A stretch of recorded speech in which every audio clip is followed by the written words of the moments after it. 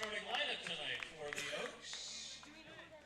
Tyler Ganus, Gavin Grant, Josiah Chavez, Daudet, Brendan Durfee, Aaron Salgado, Raul Sandoval, Austin Carrillo, Jack Brooks, the starting pitcher Lucien Wechsberg.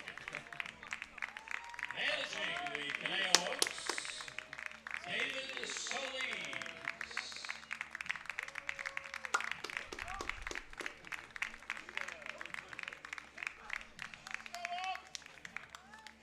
Ladies and gentlemen, your 2022 Conejo Oaks.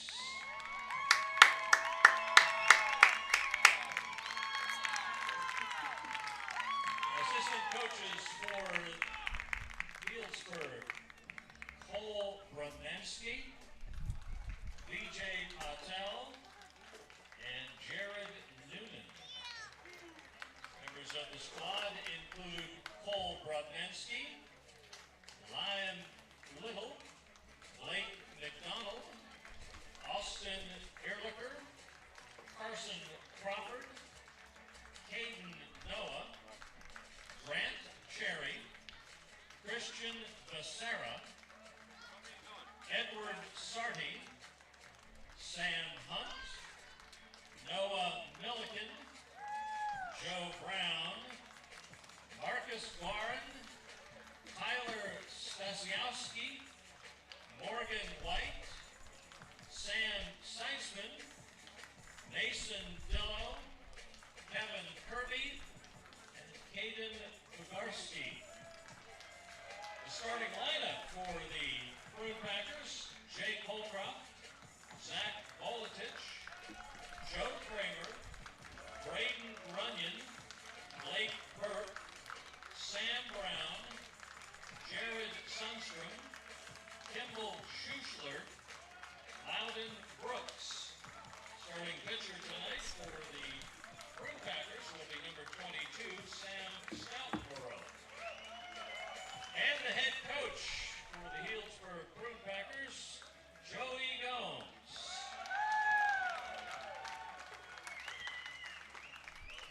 Ladies and gentlemen, your 2022 Healdsburg Prune Packers.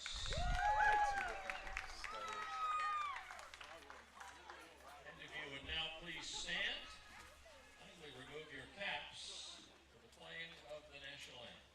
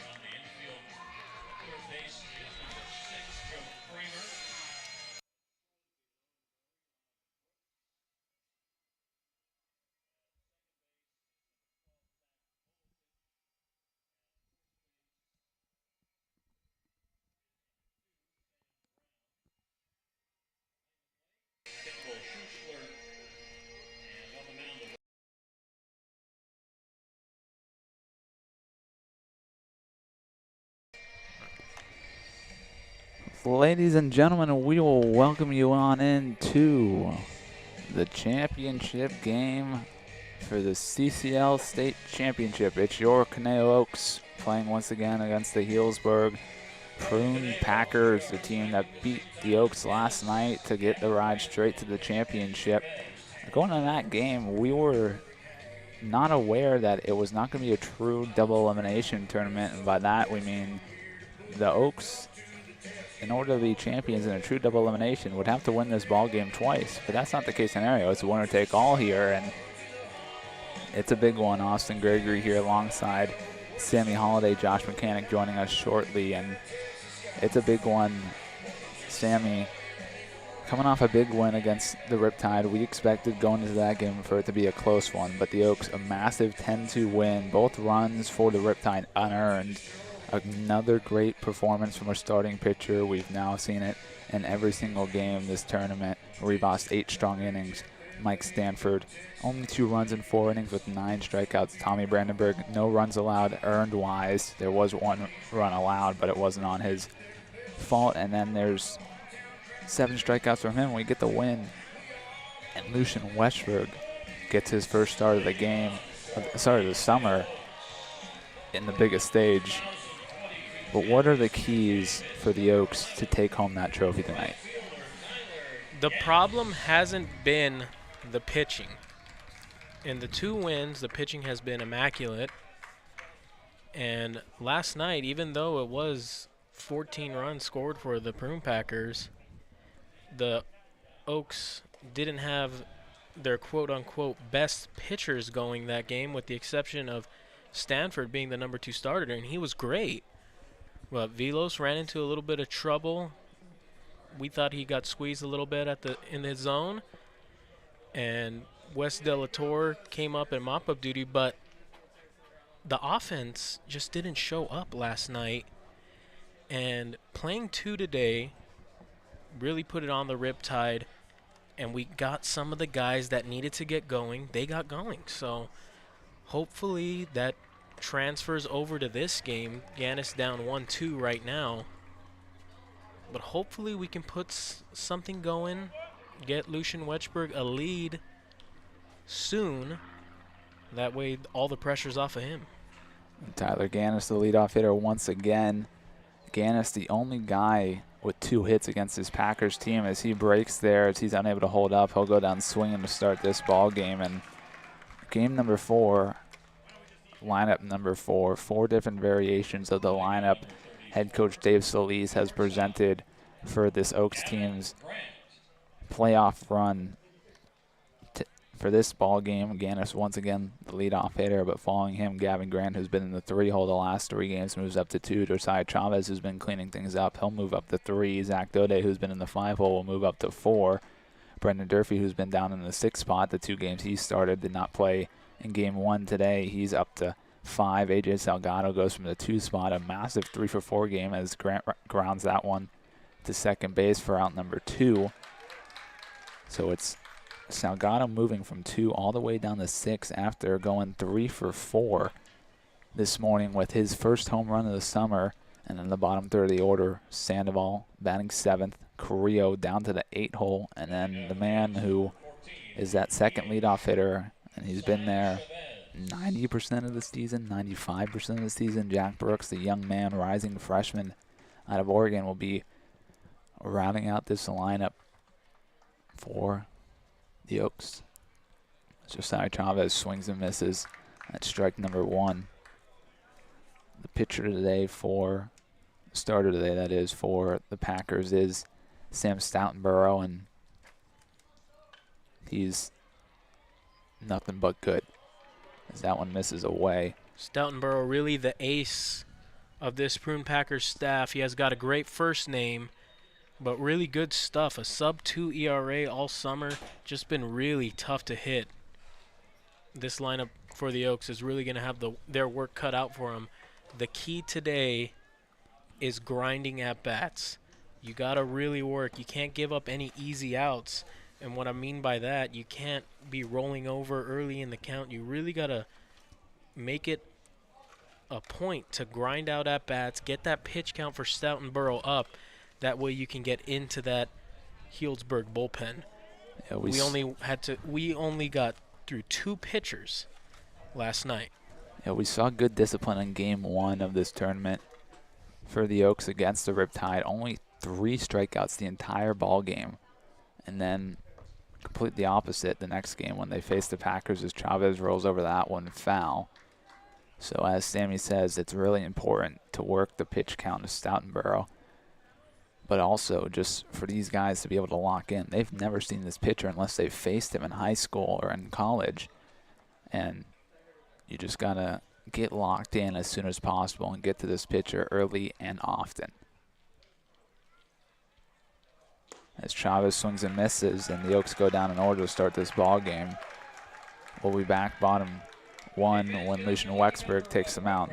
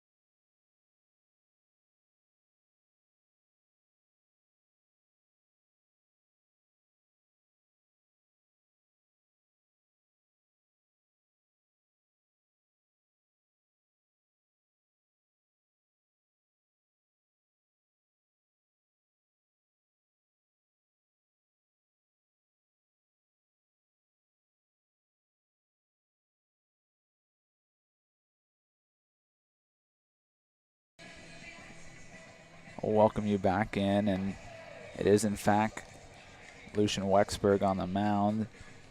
Josh is back with us, but we're letting him settle in real quick. But Sammy, give us the stuff on Lucien. Well, in Lucien's last 6 innings, he's only given up 1 run. He's looked really good in his last 2 appearances. Topped out at 92 his last appearance. Really good fastball as of late. A great, huge, massive hammer. And his curveball ain't too bad either.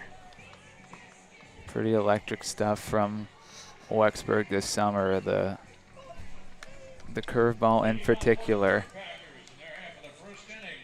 has been impressive. The spin rate on his curveball sits around high 2600s. He's hit 2700 a couple times this summer on the TrackMan.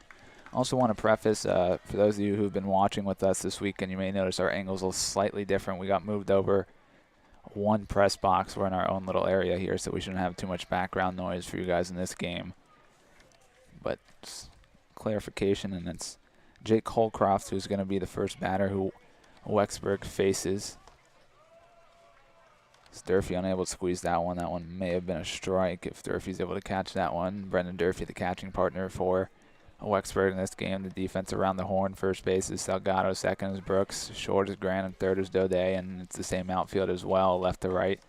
Carrillo, Sandoval, Ganus. Swing and a miss there. 2-1 now at the Holcroft.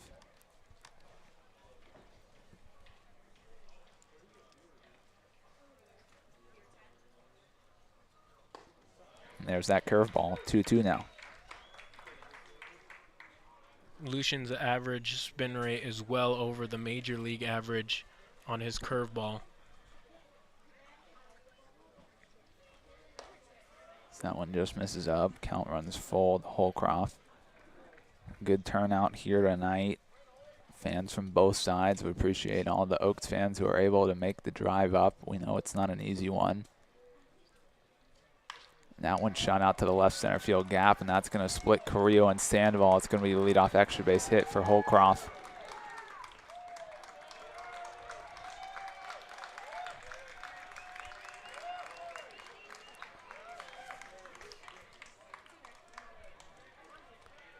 This lineup is unrelenting, this Healdsburg lineup.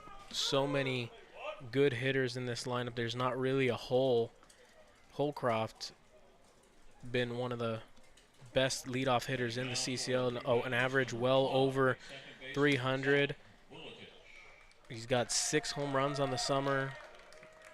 Good amount of RBIs for a leadoff hitter, and he just always seems to be on. So now this brings in Zach Vuletich, a runner in scoring position already for the Packers. Nobody out. As Brooks holds. Wechsberg, first pitch is a fastball high and in. He's just kind of looking for the right baseball at this point. Changed out the baseball after the double, changed out the baseball after that pitch.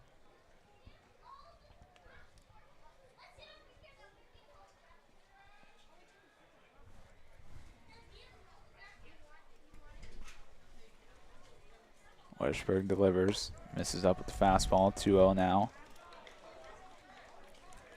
We saw yesterday it was Joey Kramer that really beat the Oaks, and he's in the on-deck circle now, so walking Vuletich here and bringing Kramer up with 2 men on and nobody out is not something you want to do if you're Lucien. Wechsberg delivers to 2-0. The fastball is shot back up the middle, and it gets under the glove of Brooks. It'll score Holcroft on the RBI single.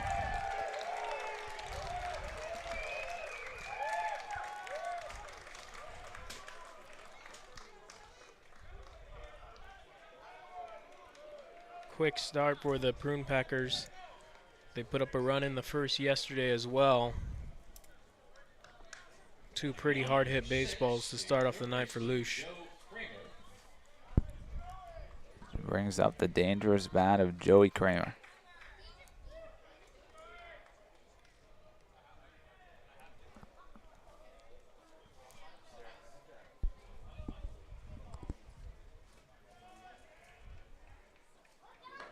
Beautiful curveball there from Wechsberg. It's Kramer looking silly.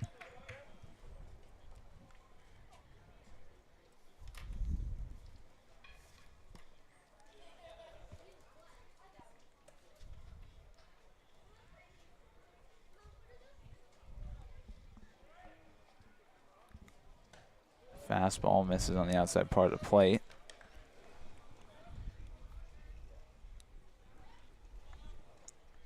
This lineup is just so deep for the Packers. There's really no holes, and for Wechsberg, he has to go after every hitter and be aggressive. That one's ripped down the third base line. It's a fair ball. As it gets past the diving effort of Daudet, Carrillo will cut it off. They'll send Vuletich home. It's an RBI double for Joey Kramer.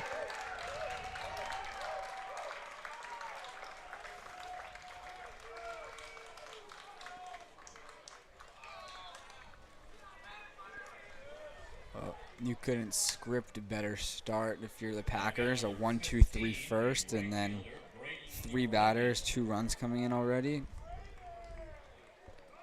Not how the Oaks wanted to start this ball game.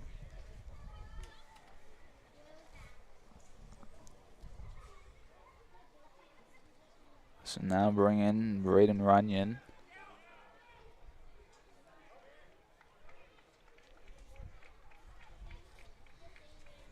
Curveball from Wechsberg in there for strike number 1.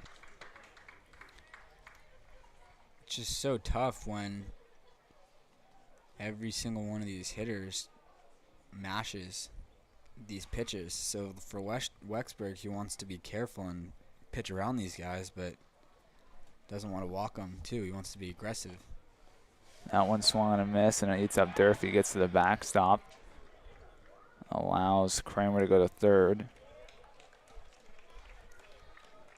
The tough thing here for Wechsberg is the defense for the Oaks generally is very solid. Had errors here and there, as does every team in the baseball world, but 3 baseballs hit into holes. The left center field gap, right back up the middle under the glove of Jack Brooks, and then under the glove of a diving effort from Daudet down the third base line. 0-2 now delivery, swung on a miss. So he gets the first out as Runyon chases the fastball out of the zone. Really heard the pop of Durf's glove on that one. That was a fastball probably well over 90 miles an hour there. Probably around 92 that he topped out back in OC. So this brings Blake Burke to the plate now. Burke did not start in yesterday's ball game between the Oaks and the Packers. He came in to pinch hit late in the ball game.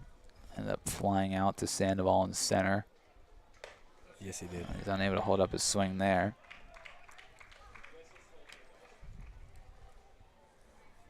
That's where that early curveball comes in, where Wechsberg went back-to-back first pitch breaking balls, so Burke was sitting on a breaking ball there, and he elevated a fastball. So found that one back, 0-2 now.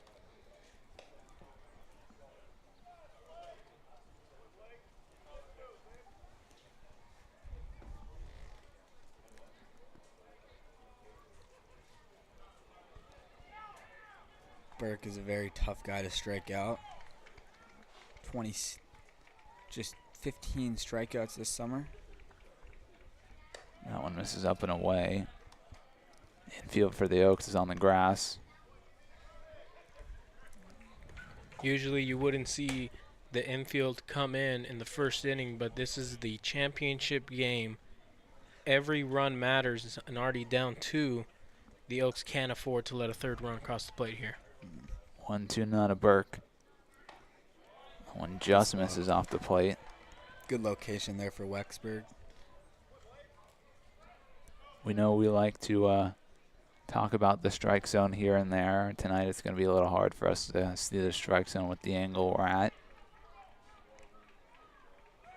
But it seems pretty consistent up to this point. So that one's rolled over. Oh, that. And it stays fair. Nice job by Salgado to get there. Looked like Wechsberg may have slipped a little bit, so hopefully he's all right. But Oaks get out number 2. Yeah, that should have been a run.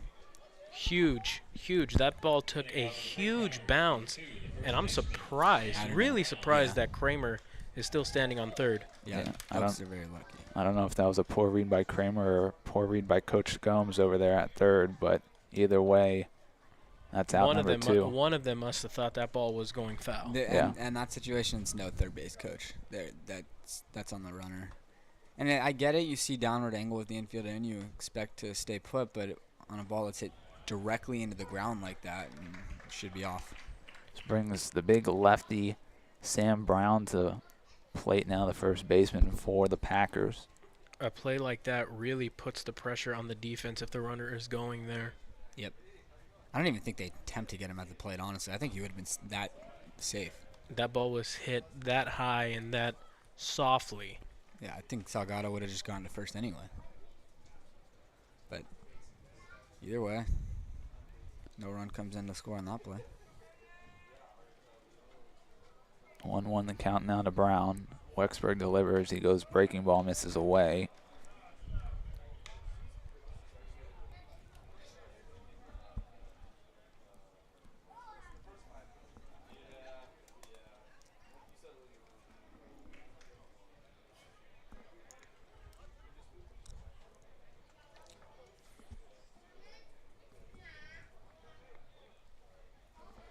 The 2-1 delivery ripped to Brooks at second and eats him up. That was a really tough play for Jack Brooks to make, as that one exploded off the bat of Sam Brown and just eats up the glove of Jack Brooks and goes in the right field. And the third run will come across the score. A lot of hard hit balls this inning for the Packers. Now batting for the Prune Packers, number 11, the left fielder Jared Sundstrom. It's easy to say to body a baseball up, but when that ball is coming well over 100 miles off the bat, it's easier said than done. And that's why that'll go down as a hit, not an error. That one shot over to Grant in the hole. He makes a nice play, fires across the diamond. What a play, Gavin Grant. Oh, my God. So hopefully that gives a jolt into the Oaks dugout and wakes up the bats. The Oaks chased 2 last night after 3. Here after 1, they chased 3. but they have a chance at redemption. Daudet, Durfee, Salgado coming up. We'll be back.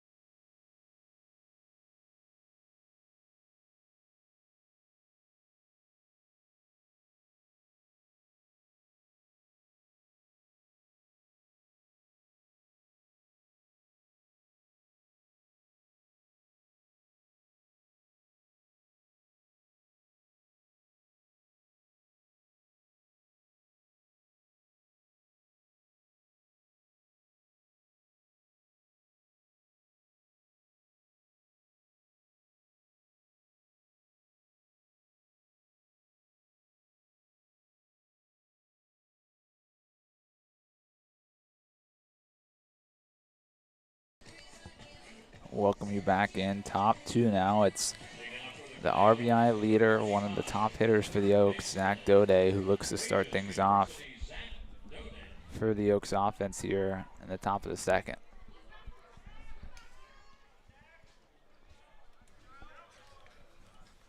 It is imperative to put one, if not two, at least one run up on the scoreboard for the Oaks here.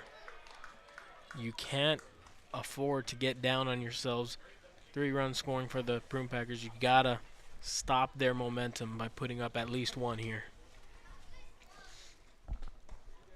1-1 now to Daudet after that one misses down the stairs.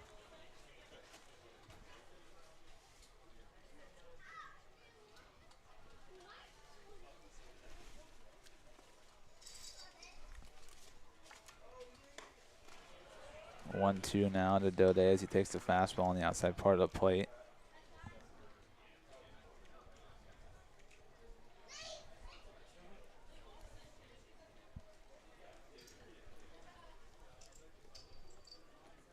He traces a breaking ball outside for strike number 3. Really nasty slider there from Stoutenborough, making Daudet look silly up there. A massive difference from the pitching they saw earlier today. Nothing against the Riptide, but they were sort of gassed coming into that ball game. Big difference from Stoutenborough. The Oaks not able to get ahead in counts so far as Durfee fouls one off. In game 1 of today, they were able to get into hitters' counts and sit on one pitch in one location. That is not going to be the case with Stoutenborough. You have to be able to hit pitchers' pitches here. Well, if you're looking for a guy with championship pedigree, it's this guy right here, Brendan Durfee, the SCIAC Tournament MVP for the Cal Lutheran Championship squad of the SCIAC this year.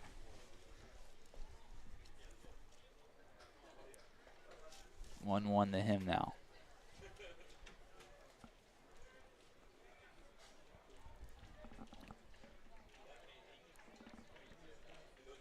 So he'll roll over that one, foul.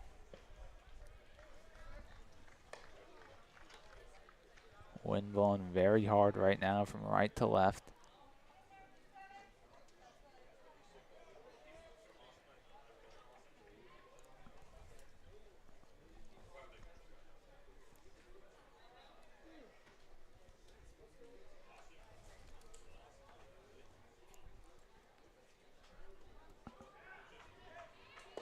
Durfee swings and misses at strike 3.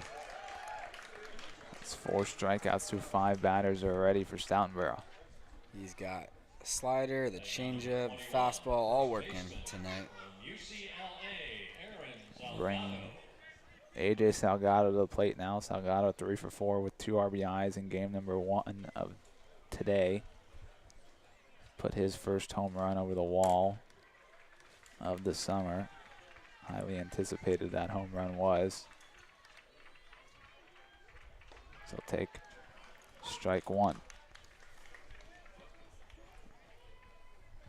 They're going to have to be aggressive on the first pitch because that might be the best pitch they get all day. That'll be probably the only good pitch AJ sees in this at-bat. Salgado fouls that one away, 0-2 to him now. Like, they need to work deep counts, of course, but if they're only getting one hittable pitch per at-bat, you got to take advantage. 0-2 now. Salgado looks at one in the dirt. What a pitch. Change it.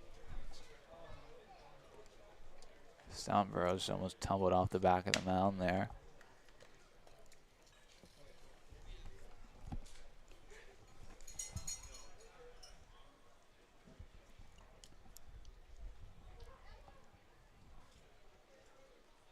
Salgado stays alive there as he fouls that one straight down.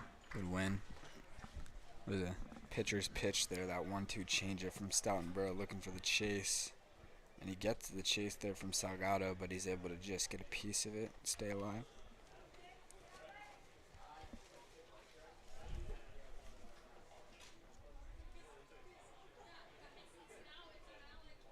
Salgado rips that one up the middle. It might roll to the wall, but another well-hit single for Salgado, and he gets the first hit of the contest for the Oaks.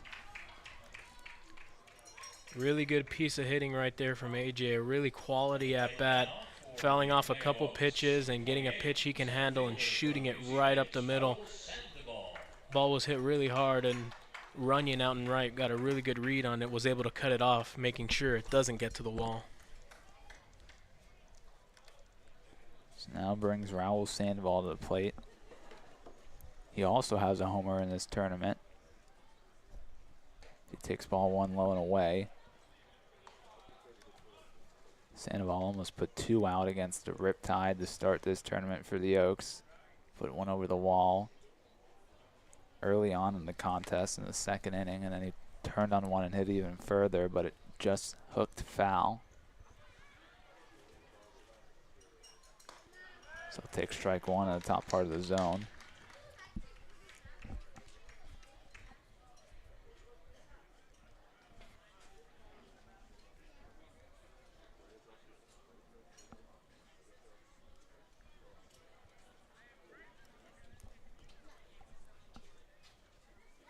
Sandoval chops that one back to the mound. It's going to be a nice play for Stoutenborough as he's saved by his first baseman, Sam Brown, who literally goes full extension, parallel to the dirt to save probably a run. So the Oaks strand one, and we'll head now to the bottom of the second.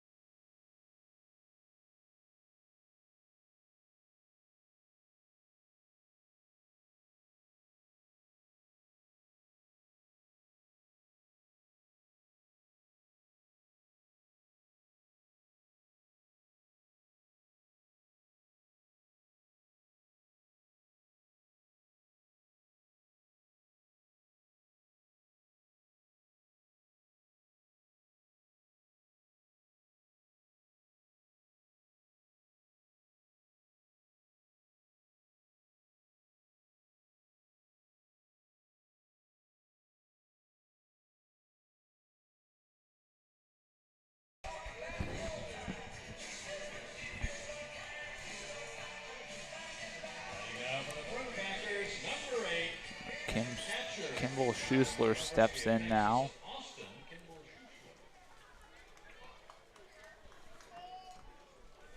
Schuessler really put the dagger in yesterday's ball game with his grand slam, first home run of the summer.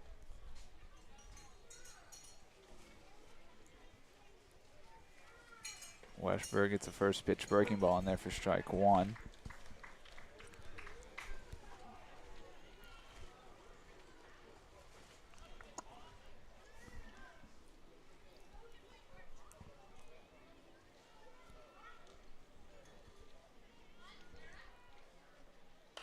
That one's fouled away. Schuessler behind 0-2 now.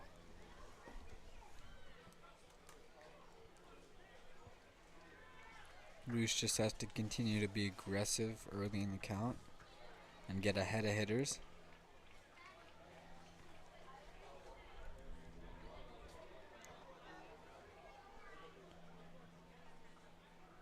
That one misses high and in. Little chin music there, brushing Schuessler off the plate, setting up the breaking ball. If you're going to throw it, bury it, Lush. So 1-2 now to Schuessler. Wechsberg goes to breaker, and Schuessler just gets a piece of that one. Whew, how? Say how or ow? How did he get that? Oh, yeah, he barely touched that. It's way out in front. Really strong hands from Schuessler to just get a piece of that. Goes with it again. That one's rolled over foul. That was a good play. That was a good play by the third base coach. That was. Well, can make those plays when your brother plays in the big leagues for as many years as he did. I mean, You would doesn't think, right? yeah. No. Didn't Johnny Gomes play in that MLB home run derby in like China or something? Like this past London? Was it Yeah, London? the London Derby, London, whatever. Yeah, I think so. That home run derby X or whatever. Yeah. China, London, close enough, you know. Johnny Gomes also a Little League World Series hero as well. Is he really? It's like Schuessler may have broken his bat. For context, that third base coach's brother's Johnny Gomes. You could probably figure that out, but it's no way we're talking about it. I think we mentioned it last night as well. Yeah.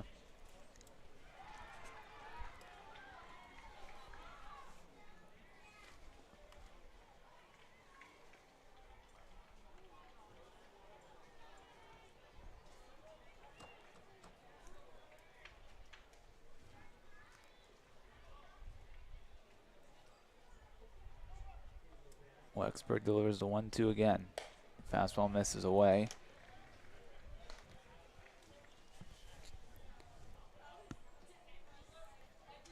Good location as far as where it's located in comparison to the outer half of the plate, but just got to bring it down a little bit.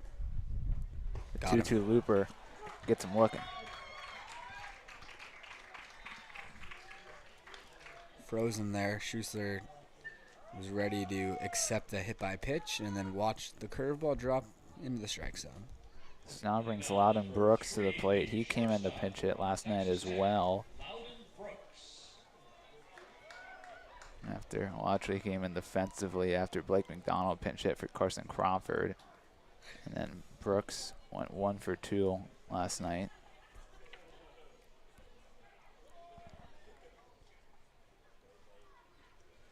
His first pitch is a fastball that misses down and in.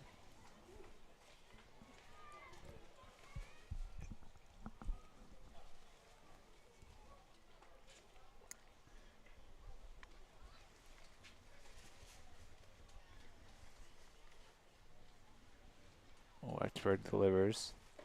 Looping breaking ball in there for strike one.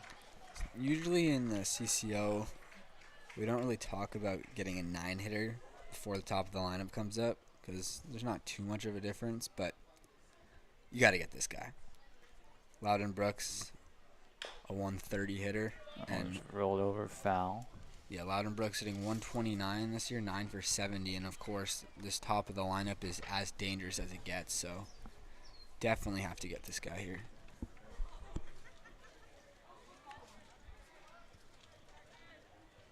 So 1-2 now to Aladdin Brooks.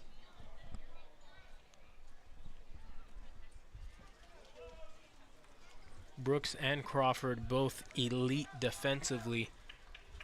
Not too dangerous with the bat, but when you have 8 really good hitters, you can afford to throw in a defensive specialist, so to speak. 2-2 now to Brooks after he takes the fastball away. We saw it with the Riptide earlier in the summer with Chase Valentine. That fastball misses inside. Trying, Colin.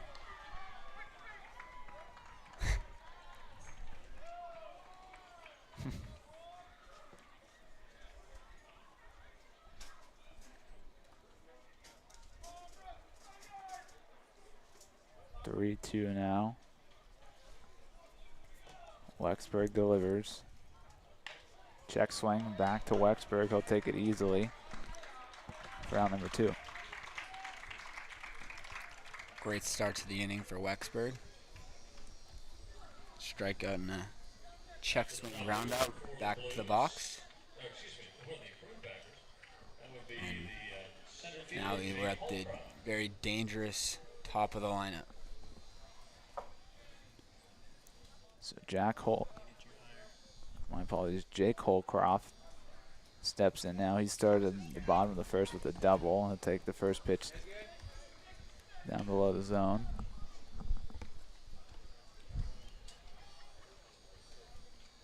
Really good swing by Holcroft on that double. That was really the first thing I saw when I got in the box, and just shot the gap in left center. 2-0 now to him.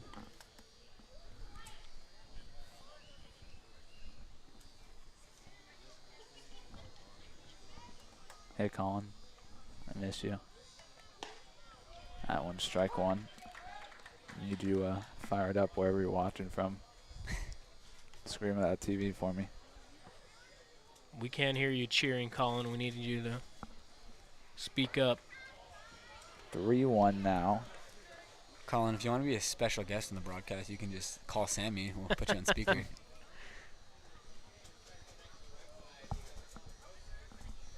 3-1 now to Holcroft. Wechsberg delivers. That one's chopped right off of Holcroft's arm.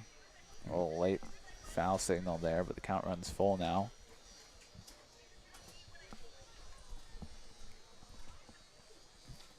More fans continue to trickle in. Not quite the level we see for Blues games, but definitely the most fans we've seen this weekend.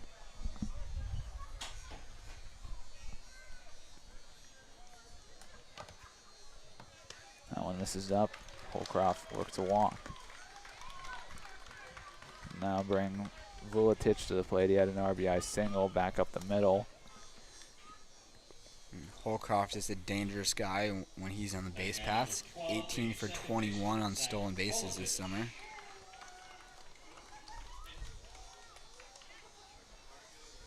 With this dangerous lineup, the last thing you want to do is issue free passes with 2 outs. Extends the inning for Vuletich, who hit a hard line drive up the middle that got under the glove of Jack Brooks. Would have been a really tough play for Brooks, as the only way he could have made the play is with a diving effort to not only knock the ball down, but he would have had to get up quickly and made an absolute rocket of a throw over to first to get the out. Wechsberg delivers. That one misses high. Durfee has to snag that one. Just before that pitch, Wechsberg checked on Holcroft at first, and it trickled away a little bit from Salgado, but not far enough for Holcroft to advance. Holcroft extends his lead off at first. Wechsberg checks on him, comes set, delivers. Fastball looped in the shallow left field. Gavin Grant running back can't get there. Holcroft going to third. The throw from Carrillo is tardy, and it allows Vuletich to go to second.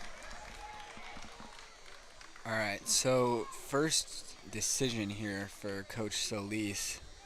Of course, Rooney's a dangerous hitter on deck, but with first base open, do you pitch to Kramer here, Sammy? I'd walk him personally. You know, it's really tough. You would, you know, it's not really a wrong decision to walk Joey Kramer, but it's kind of tough with Runyon on deck with the bases loaded. Maybe just try to pitch around Kramer here, and hopefully he gets himself out. Mm-hmm. Yeah, I think no need to throw him a strike. You pitch carefully here, but also this is a massive out for the confidence of Wechsberg going forward in this ball game.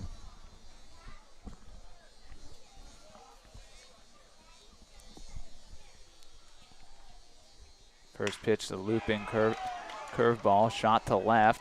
Carrillo can't make the catch as it bounces over his head. It'll score both runs. It's a 2-run double for Joey Kramer.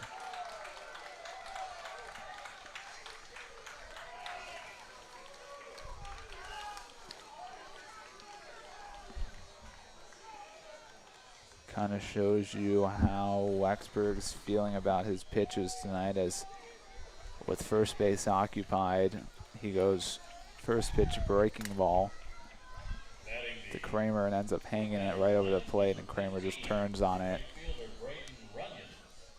Wechsberg is lucky that it's only 2 and not 3 added to the board. It's always a tough decision with this lineup. Really, everyone 1 through 8, this lineup is really deep. Goes first pitch breaking ball again. Runyon just underneath that one, fouls it back.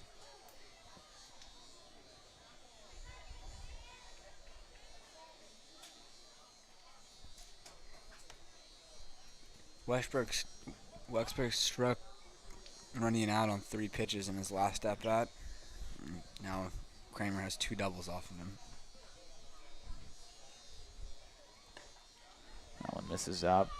Durfee not able to squeeze it, but doesn't go far enough for Kramer to go anywhere.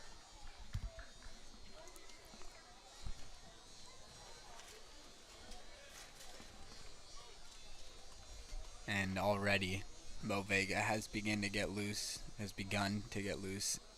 down in the Oaks bullpen.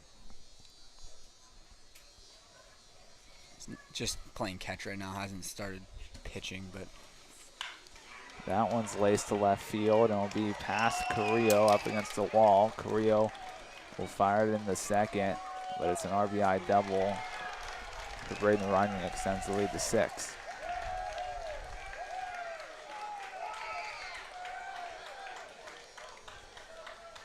all 6 runs scored by the top 3 hitters in this Packer lineup. Now brings Burke to the plate. He grounded out into a tag, and we'll finally see a mound visit from Coach Radinsky. All season long, there have been some local sponsors that have made it possible for us to have a season here at St. Trevor, and we'd like to... Tough start for Luce. You knew it's going to be a tough hill to climb with this Healdsburg lineup. Really just getting into hitters' counts and taking advantage of every strike thrown. Lucian's had to make perfect pitches in order to get outs this ball game. Already 7 hits from the Prune Packers lineup, and they're not cheap either. A lot of hard hit baseballs. That's really what you were expecting coming into today. You knew that the Prune Packers were going to be ready, that you knew they're going to be fired up, trying to win another CCL Championship. And they can hit. Sure can.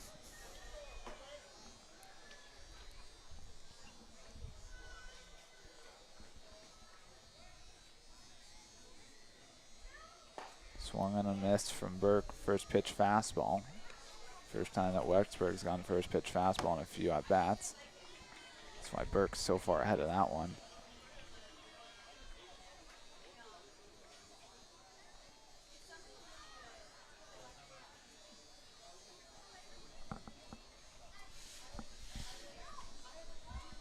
Goes with it again, misses away this time.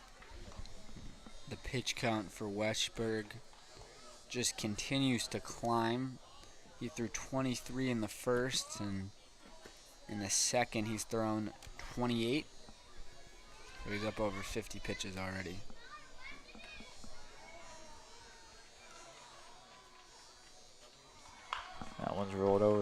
first foul ball.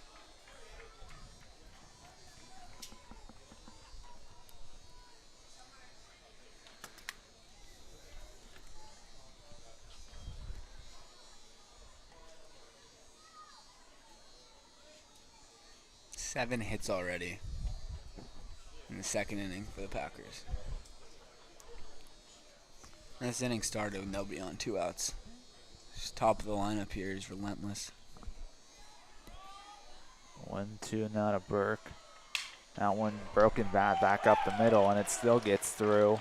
It's an RBI broken bat single for Blake Burke. Everything going the way of the Packers.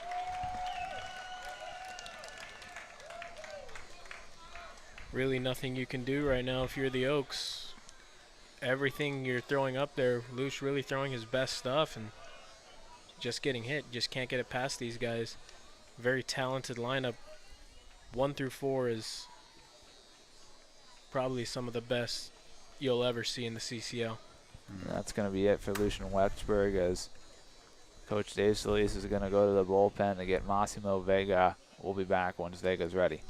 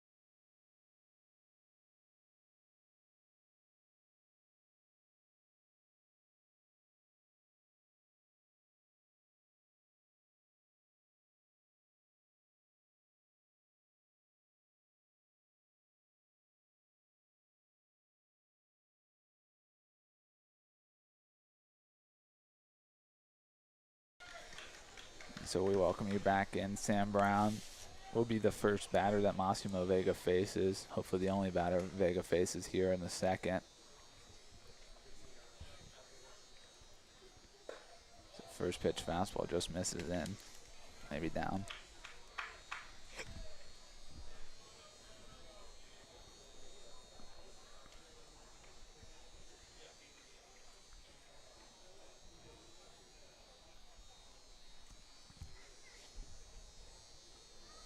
That one shot over the head of Gavin Grant.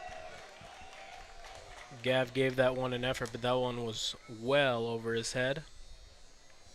That one just floated right above Grant's head as Brown went down and got that one on the outside part of the plate. It was a great pitch location from Vega, but Brown just put a better swing on it. So now brings Sundstrom up. He's the only guy in the order to not hit this inning. The Packers have officially had all 9 batters hit in both innings. And to just show you how deep this lineup is, the CCL's home run leader is batting 7th for them. First pitch to him misses away. He should have had a hit his first at bat. My apologies. Schussler and Brooks did not hit in the first inning.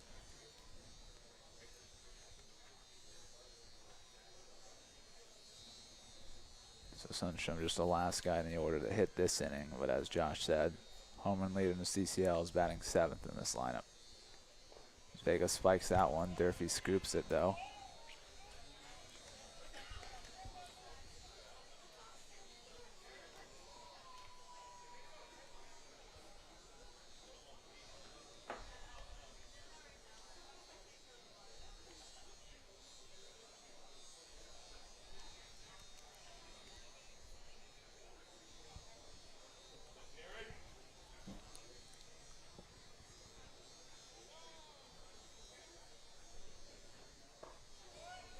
That one misses away. 3-0 now to Sundstrom. Vega being extra careful, knowing who's at the plate, but a walk here just loads the bases for a guy who had a grand slam yesterday.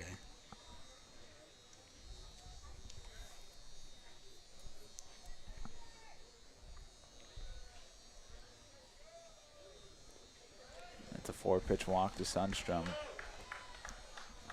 The Packers have officially batted around this inning.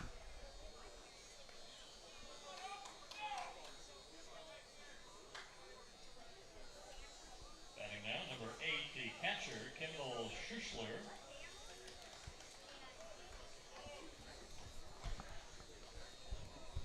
Gotta hand it to the Packers. They came out ready to go. Swinging early and often and barreling up just about every single pitch.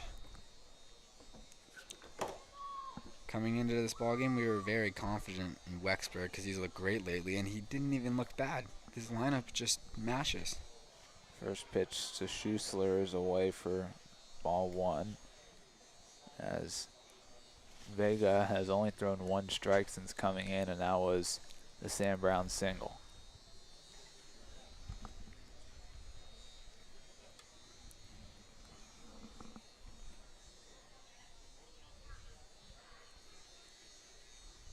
That one misses down. Back pick from Durfee. Oh, he would have had him. Ends up hitting the helmet of Burke on the slide. Each runner advances.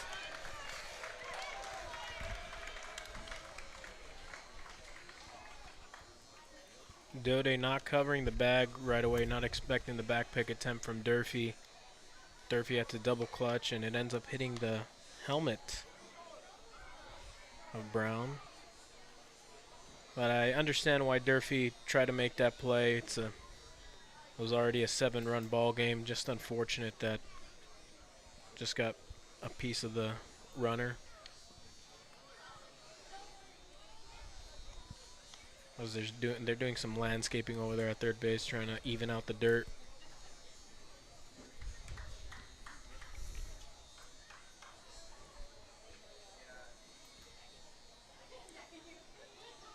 Two-0 now to Schussler.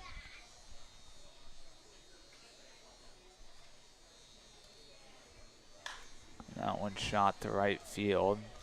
Ganus runs in, the dive, short, but it's foul. And crazy to think that's the first ball that's been hit to right field all game. Bear in mind it's the second inning, but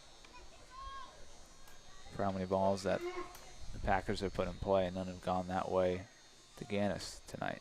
We've seen one guy go opposite field, and that was Holcroft to start the game. A lot of righties in this lineup, and they are just pulling the ball with authority into left field. Austin Carrillo really busy out there today, and they just seem to be hitting it hard enough to just get by him. A lot of room out in that outfield. As the breaking ball misses up. 3-1 now as Vega still struggling to locate his pitches.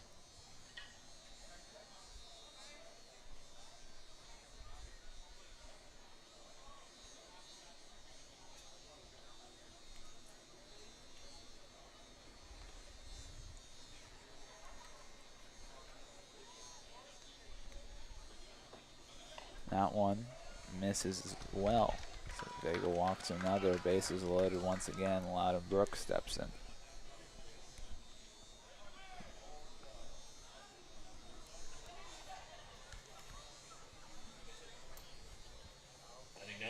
3, the shortstop, Aladdin Brooks.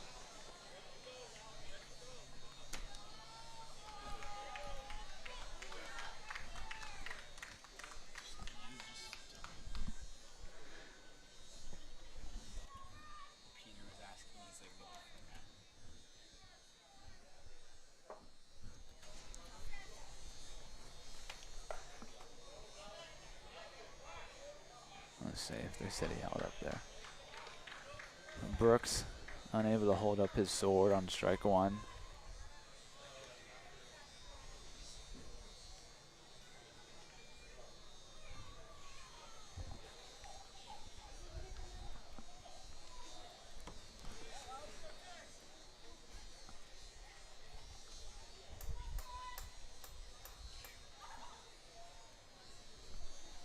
That one misses up.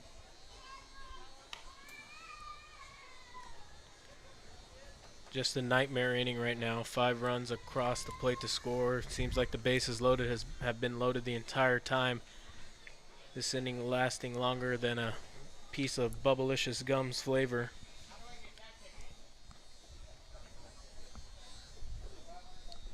I like that one, Sammy.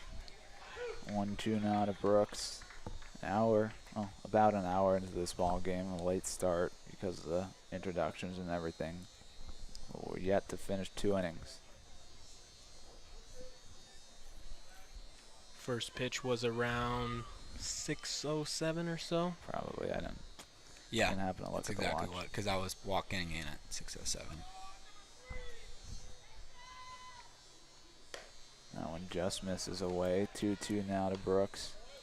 Nowhere to put him.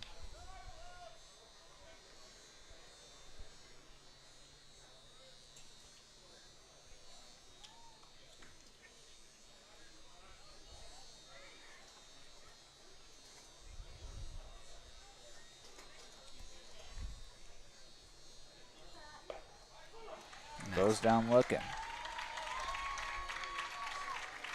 So Vega able to get the punch out there to end the miserable inning. Take your top 3, the Oaks down by a lot. We'll be back.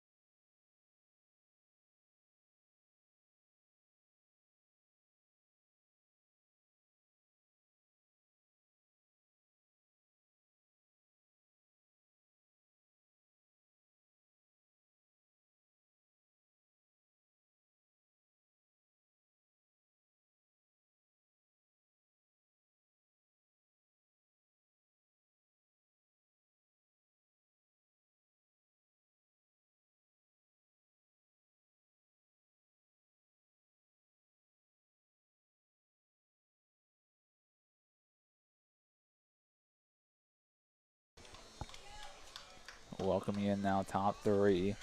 It's Austin Carrillo who will come in for his first at-bat of the ball game. So take first pitch away. Back's really up against the wall right now if you're the Oaks. Down 8 right now. Can hear a pin drop in the dugout. Just feels like you have a watermelon stuck in your throat. Carrillo's got to find a way to get on here. So he'll do just that. No, that's going to hang up. So that one just floated out there in the outfield. As Stammy says, backs against the wall. All you can do right now, if you're the Oaks, is just slowly try to chip away. If you're any guy in this lineup, you're not going to win this ball game on one swing right now. If you can walk, take a walk. 3-1 count should be taken the entire time. Not necessarily. If you feel that you can put a really good swing on a ball, the problem is that you're not going to get in many 3-1 counts with Stoudemire on the mound. Stoutenborough yet to get to a 3-ball count tonight.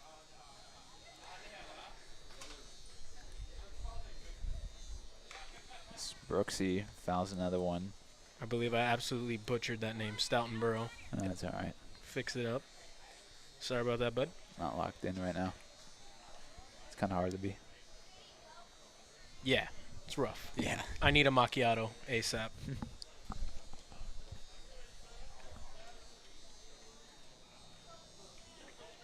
Or maybe an 805, I'm not sure. Either one works. Yeah, might be a little late for a macchiato at 7 o'clock. Never too late for Sammy.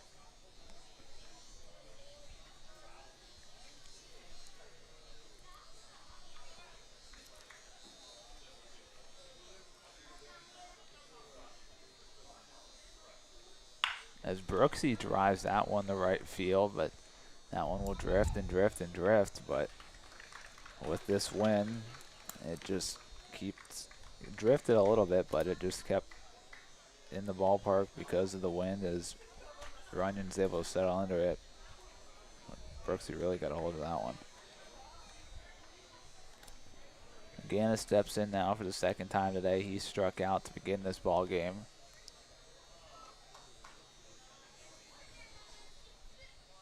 Batting now, number 11, Tyler Ganus.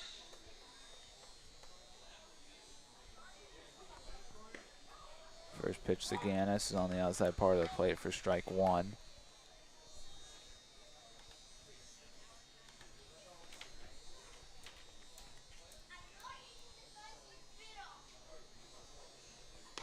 Ganus swings and misses at strike two. And we do have another Oak watching, Jackson Lapiner, so we appreciate you tuning in. Guy that the Oaks are certainly missing, not only in the box, but on the mound too. Not the greatest hammer for him, though. He's got a good fastball and curveball, though. It's up lap. That one misses away to Ganus.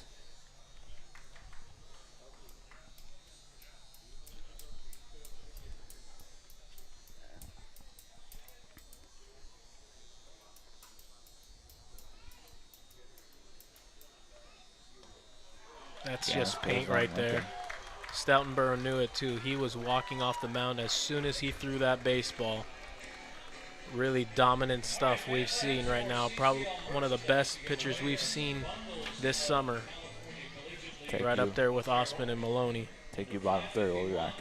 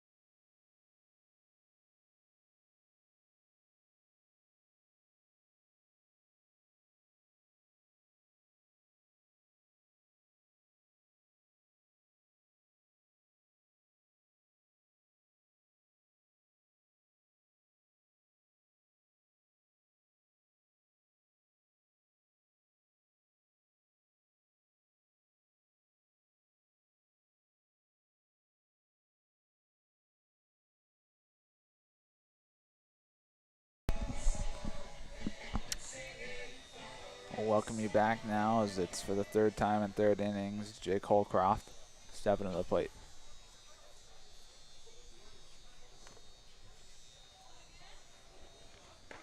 He'll take ball 1 in.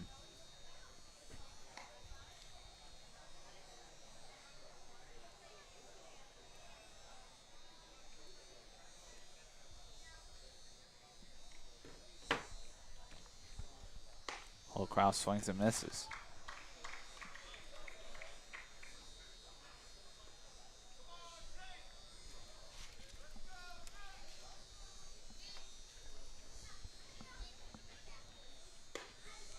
Oh, 2-1 now to Holcroft.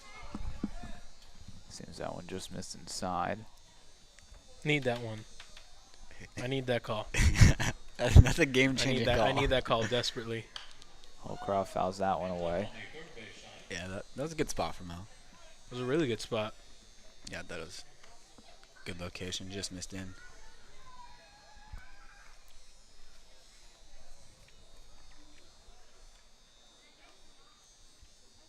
Two, fouled back again.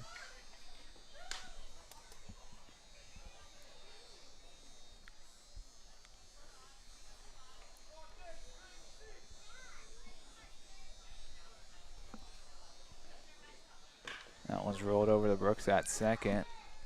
Holcroft not getting on base this time. They did it. They got Holcroft out. Very tough guy to get out, and they really haven't been able to the last couple of games. And today especially, the top 3 guys in the order have yet to be retired until that ground out. So bring Vuletic to the plate. He's 2 for 2, as Josh mentioned, with 2 singles.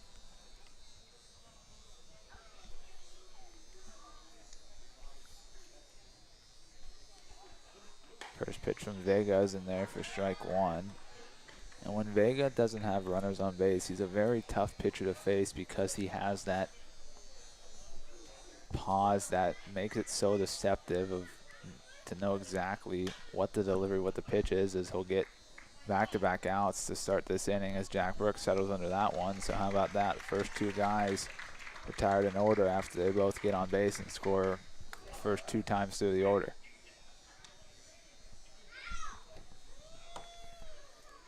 Great job, Mo. And Vega isn't like Cueto and Cortez where he likes to dance and do the different type of holds on the mound. Vega's very consistent with how he pauses in the middle of his windup, and it makes it hard for batters to be able to read things. And we see it with a ground out to Brooks and a pop out to Brooks, and Kramer's tardy on that one as he fouls it away.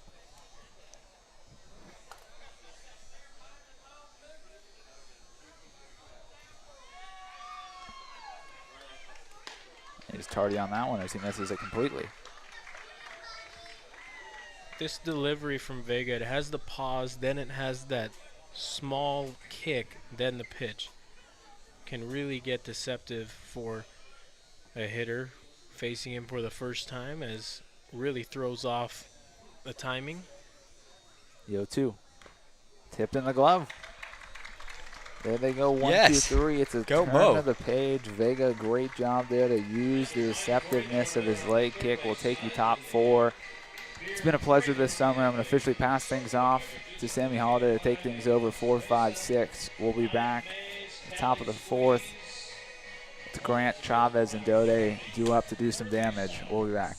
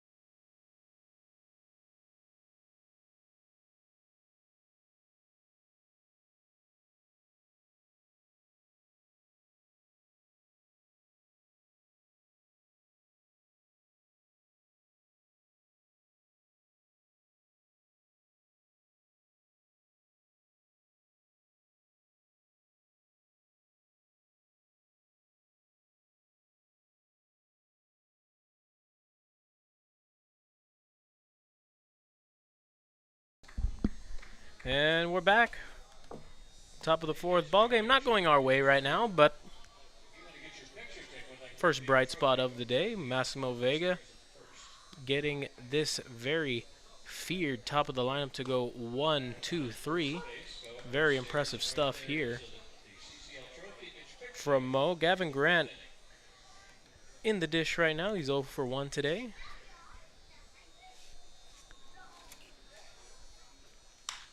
He lines a base hit into right field, and the momentum starting to go the Oaks' way. Yes. Great swing. Just like his single in today's ball game, the first game today, almost exactly reminiscent of that. Fastball on the outer half and just took it to right. Good piece of hitting there, and as Josh alluded to earlier, maybe start attacking Stoughton. Bro, I forget his name again every time, man. That's what I was doing earlier with. Every time I forget his name, I apologize. Yes, no, you got it right though. Stoughtonborough? Yeah. All right, I'm locked in. Chavez at the plate now. 0 for 1. He takes a first pitch strike on the outside corner.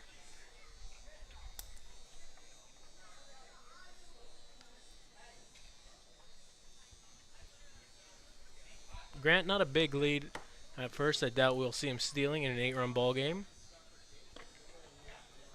Chavez really looks silly on that pitch, way out in front of that changeup.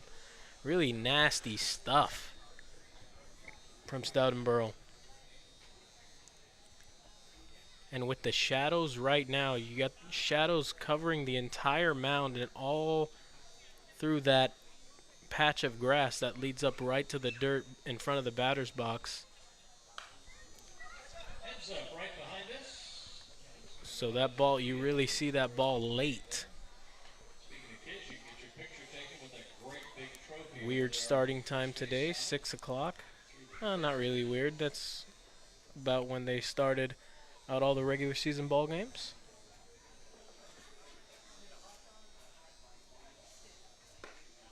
Breaking ball in there, and Chavez is frozen up.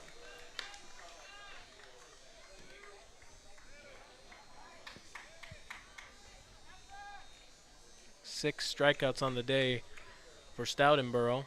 Batting down number 25, the third baseman from Regis University, Zach Daudet. Zach Daudet now up. He struck out swinging back in the second.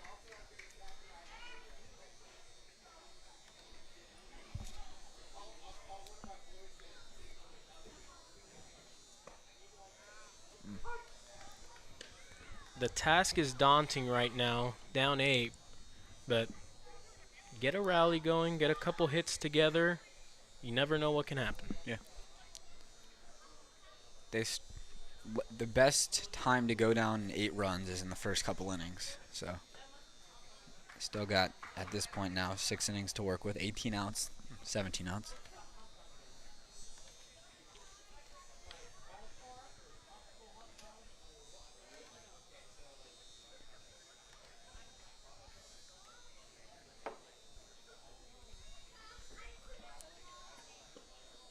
Back pick attempt from Schuster. Grant's in safely. 2-1 now to Daudet.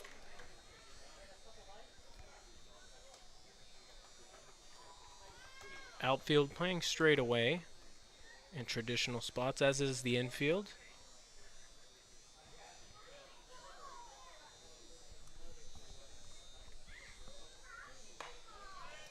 Fastball right down the middle. Count evens up at 2-2. Stoughtonborough just has everything working today. Fastball, slider, and the changeup, and throwing it all for strikes and getting the movement he wants on the breaking ball. We saw it from Guerin last night as well. He had command of all of his pitches. Could throw anything for strike at any time in the at-bat. Grant is moving. Daudet comes up empty on the swing. Grant's in there with a stolen base, and Daudet goes down swinging for the second time today.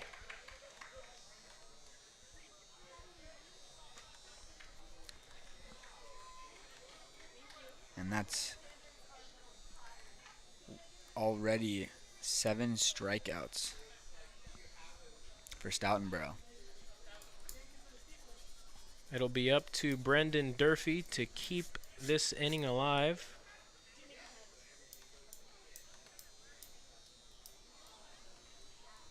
Durfee with having a runner in scoring position. Really, his bat came alive in the second half of the summer. Really turned it on, got the average over 300, really became a key RBI man for the Oaks. He takes a first pitch strike at the knees.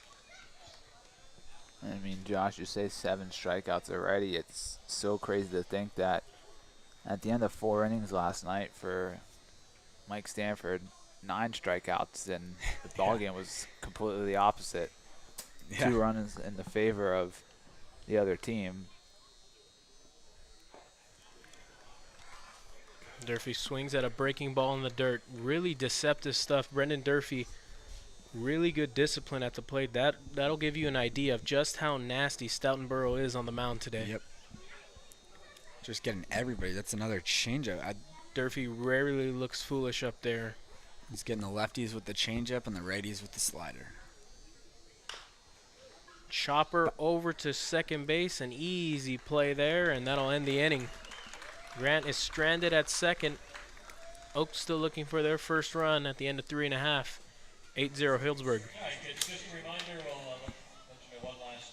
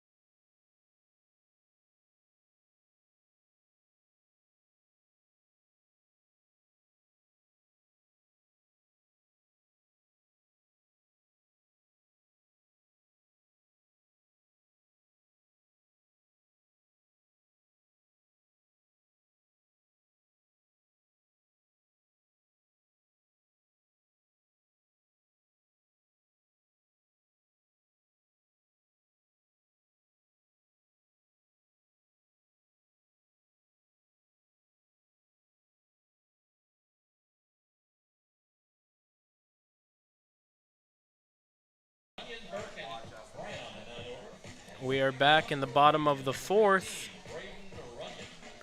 Massimo Vega still on the mound for the Oaks after the 1-2-3 inning. Last inning in which he went through one of the CCL's versions of a murderer's row in Holcroft, Vuletich, and Kramer.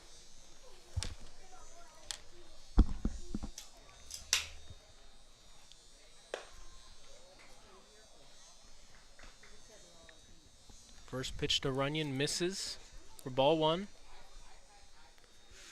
Runyon laced the double last time up, right by Austin Carrillo, drove in a run. He fouls one back, counts 1-1.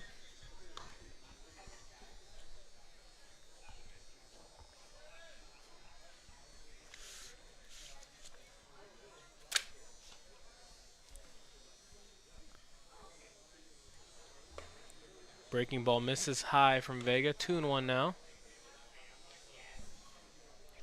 In this tournament, Vuletich is hitting 500, Kramer 583, Runyon 586, Burke 500, and Sam Brown hitting 400. What? Those are all guys hitting consecutively. And coming into today, Holcroft was just 1 for 8. That one being the homer yesterday, and then 1 for 2 today.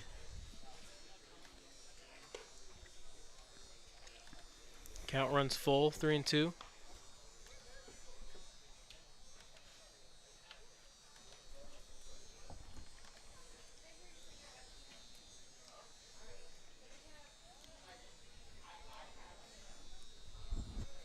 The payoff pitch from Vega misses high, and it's a leadoff base runner for the Packers.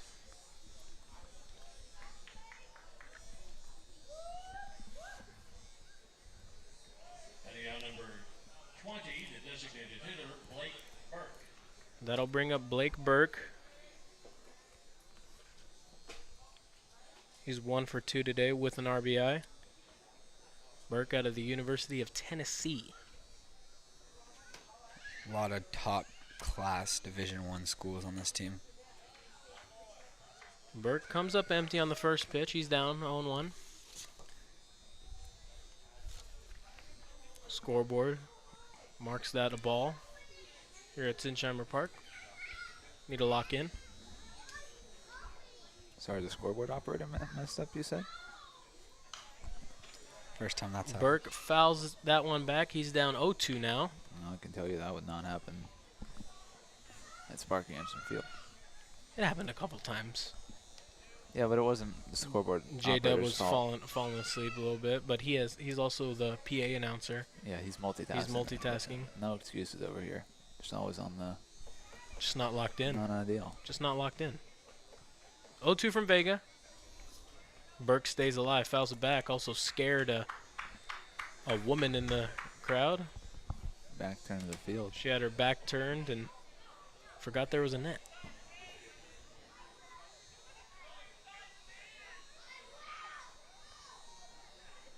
People were screaming about something. Shadows random. covering nearly all of the infield right now. Only Grant and Daudet in the sunlight. Another 0-2 from Vega.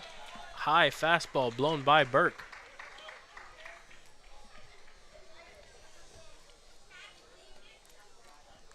First out of the inning for Vega. Heading out number 2, the first baseman, Sam Brown. And that'll bring up Sam Brown. Another guy in this Healdsburg lineup with a great first name. Another? Isn't either... Stoutenborough. Ooh. I didn't even have that written down. I just had Stoutenborough. So. First pitch from Vega to Brown is low for ball 1. Not gonna lie, it just took me a few seconds to process why you said that. Lock in. You Lock need to in. lock in, dude. I was Lock like, in, I was Austin. like, what the hell Brown's is so 2 for 2 special today. about Sam? Brown 2 for 2 today. He's a Like it's the has an white, RBI it's as the well. most plain white name up there. Fouled back. Count evens up at 1. Like, we're talking about Sam. There's a Kimball in the lineup. Like, When we went through the lineup, Vuletich through Brown, all of them with a very good batting average this tournament. They all have an RBI today. Everyone with at least one. The only one that doesn't have one is Kramer, and he's got 3. Yeah.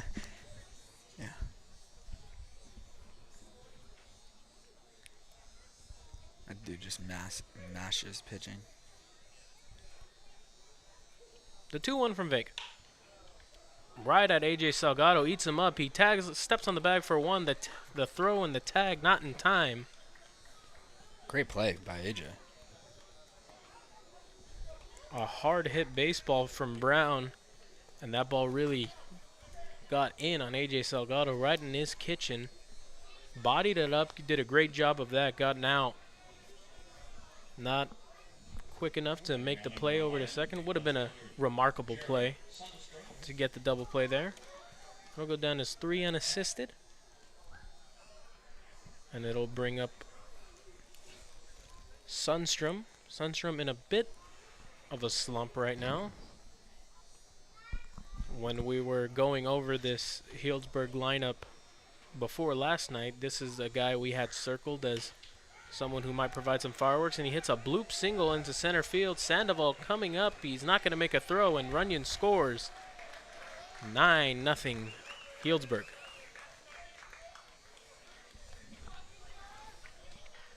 We've been worried about Sundstrom making hard contact both in last night's game and today's game. And wouldn't you know, a bloop single to get his bat going. Drives in a run. The Prune Packers have scored in 3 out of 4 innings in this ball game. And we'll bring up Kimball Schusler.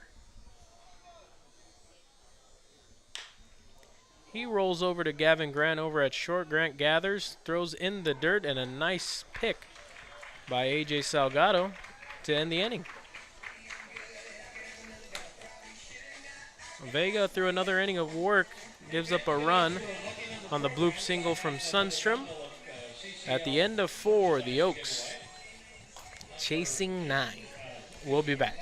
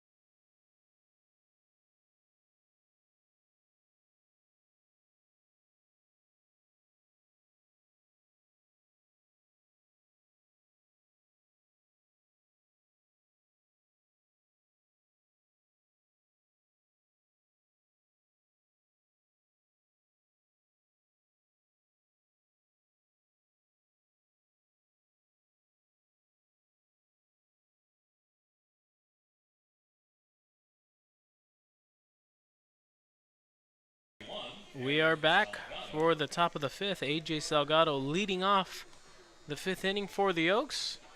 Trying to get the Oaks on the scoreboard. A.J. has one of the 2 hits today for the Oaks. Baseball that was absolutely crushed for a single into the right center field gap. Yeah, I was a little surprised when I walked in. Obviously, first pitch had already happened. I walked in, Gavin Grant, the 2-hitter, was up. And I was like, oh, Grant's hitting 2. Oh, AJ's probably hitting 3rd. No, I didn't see him in the on-deck circle or in the hole, and I'm surprised to find out that he's in the 6th spot after his 3-for-4 performance with the home run in Game 1. But maybe just wanting to spread the wealth. We echoed that talking before the game.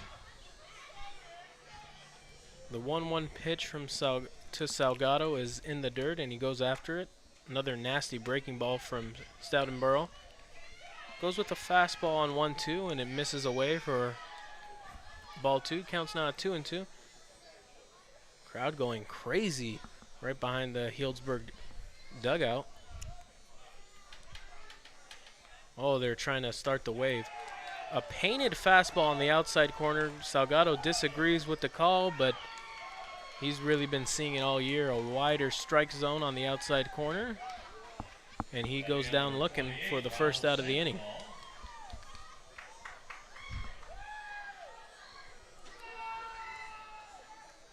Nice. 8th strikeout Might be the worst of the game. The worst attempt I've seen at the wave.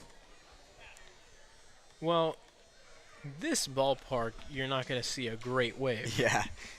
Any CCL game, this is the best shot you have at this park. But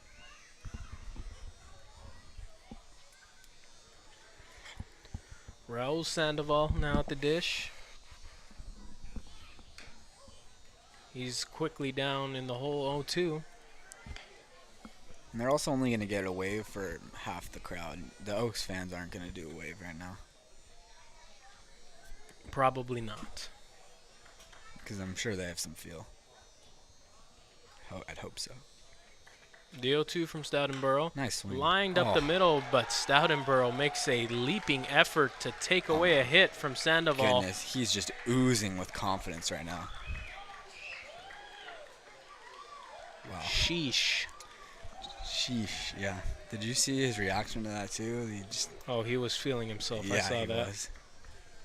As he should be. He's absolutely dealing in a CCL Championship ball game. Only 59 pitches right now on this one through 4 2/3.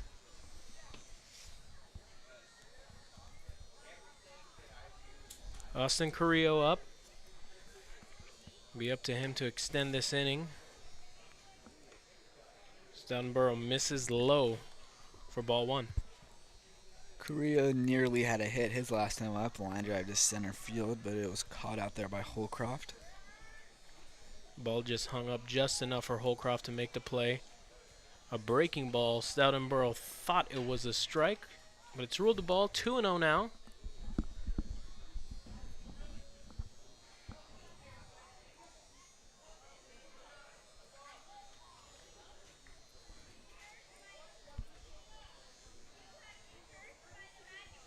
To Carrillo. Chopper to first. Brown makes the play. Carrillo hustling down the line, but Brown beats him to the bag, and it's a 1-2-3 inning for Sam Stoutenborough. We are halfway home in the CCL Championship in the year of our Lord 2022.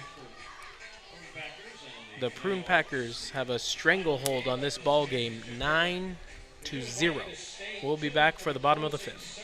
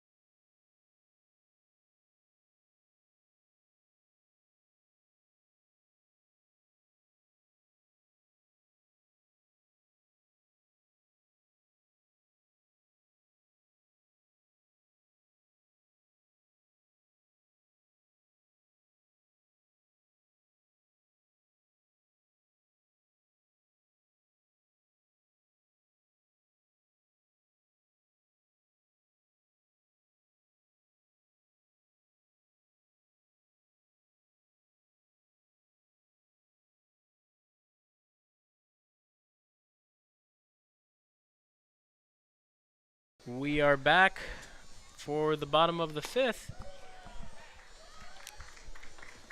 Massimo Vega still on the mound.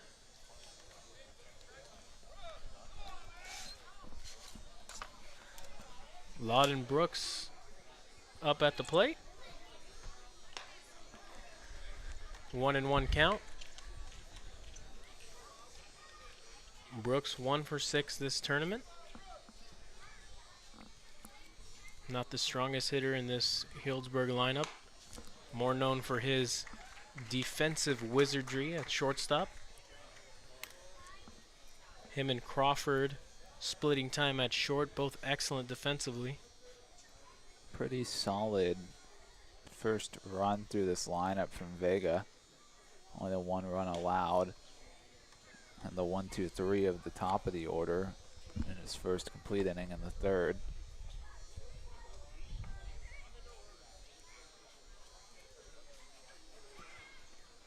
A flare single that scored the 1 run too. Brooks goes down on strikes to start off the 5th. And that'll bring up the top of the lineup. Holcroft now up, 1 for 2 today. Now here's number 1, Jake Holcroft.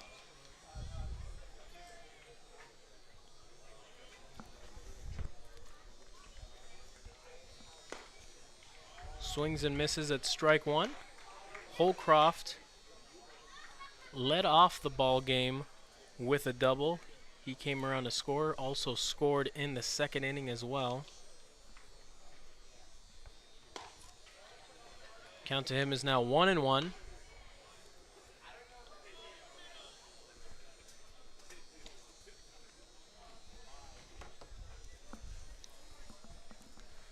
The 1-1 from Vega. Holcroft fouls it off. It's out of play. Third base side. Just over the beer tent here at Sinsheimer Park.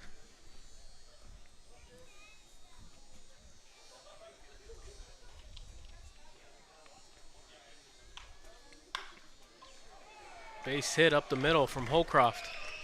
He just finds the holes. Went right up the middle. A little scary for Vega there. Almost took him out. We'll bring up Vuletic. The second baseman, Zach Vuletic. Vuletic 2 for 3 today.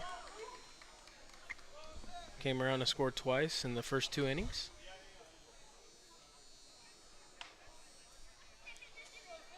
As did the man hitting behind him and Joey Kramer. Vega working out of the stretch now.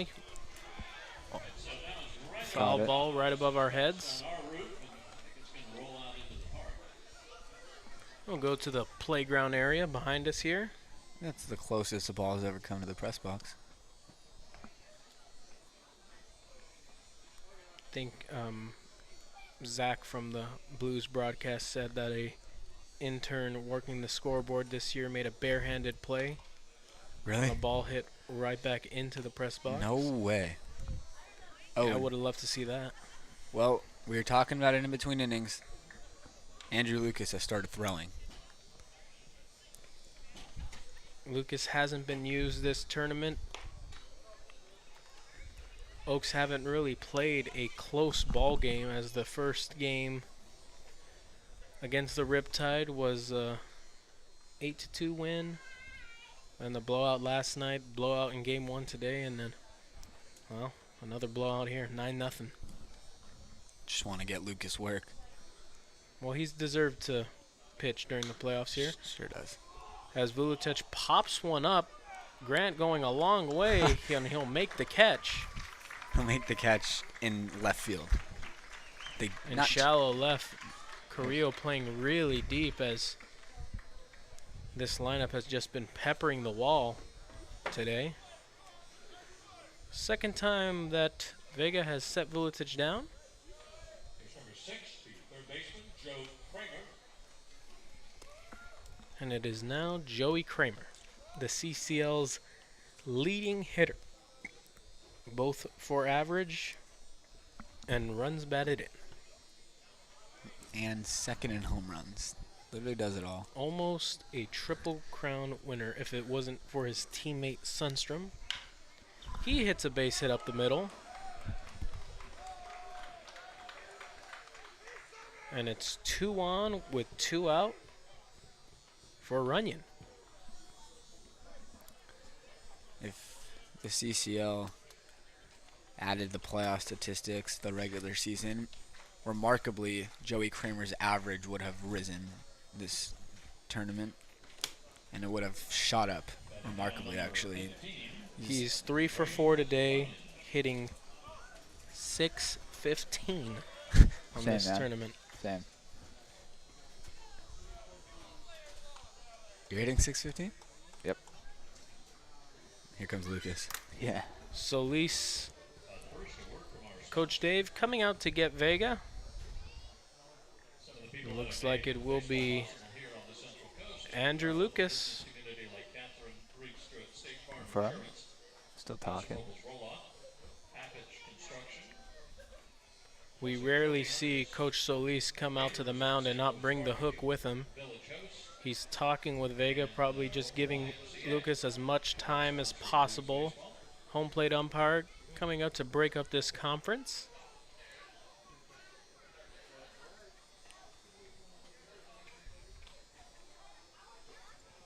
So wondering maybe if Coach Solis saw something he didn't like in Vega's delivery. Maybe they're going over a possible injury here. I was wondering that too, but Yoshi didn't go out. No Andrew Lucas quite yet. It won't be Andrew Lucas. It will be Massimo Vega to try and finish out the 5th. Sammy, this is another reason why we need Dave mic'd up. You're right. Not only for umpire conversations, but pitcher conversations. Yep. You're right. When you're right, you're right.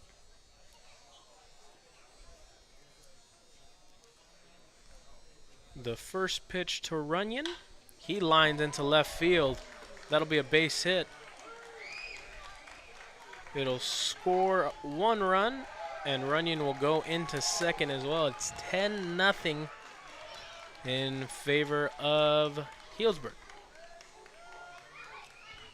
Holcroft comes around to score. That's his 3rd run of the ball game. Kramer goes into 3rd. Oof. Tough one today. Sure 10 runs on 13 hits for the Prune Packers. Coach Dave coming out for his 2nd visit of the inning.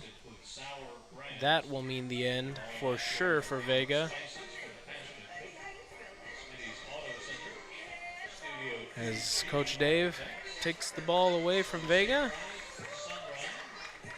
And he'll shortly hand it over to Andrew Lucas. It was a tough task for Vega. He only gives up 2 runs. But his day is done. And that makes way for Andrew Lucas. Here comes Daddy. We'll be back after Lucas is done with his warm-up pitches.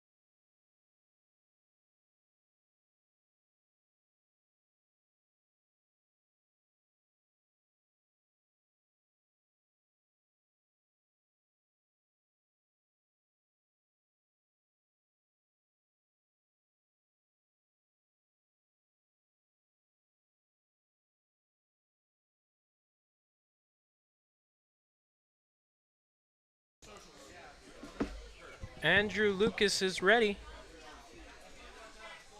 It'll bring up Burke.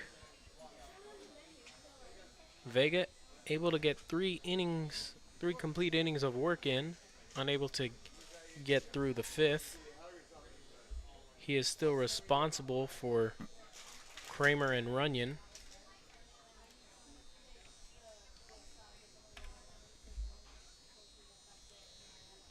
Andrew Lucas's first pitch to Burke is a fastball that misses off the plate for ball one. This is obviously the earliest that we've seen Andrew Lucas in a ball game. It'll be interesting to see how long he's able to work in this one.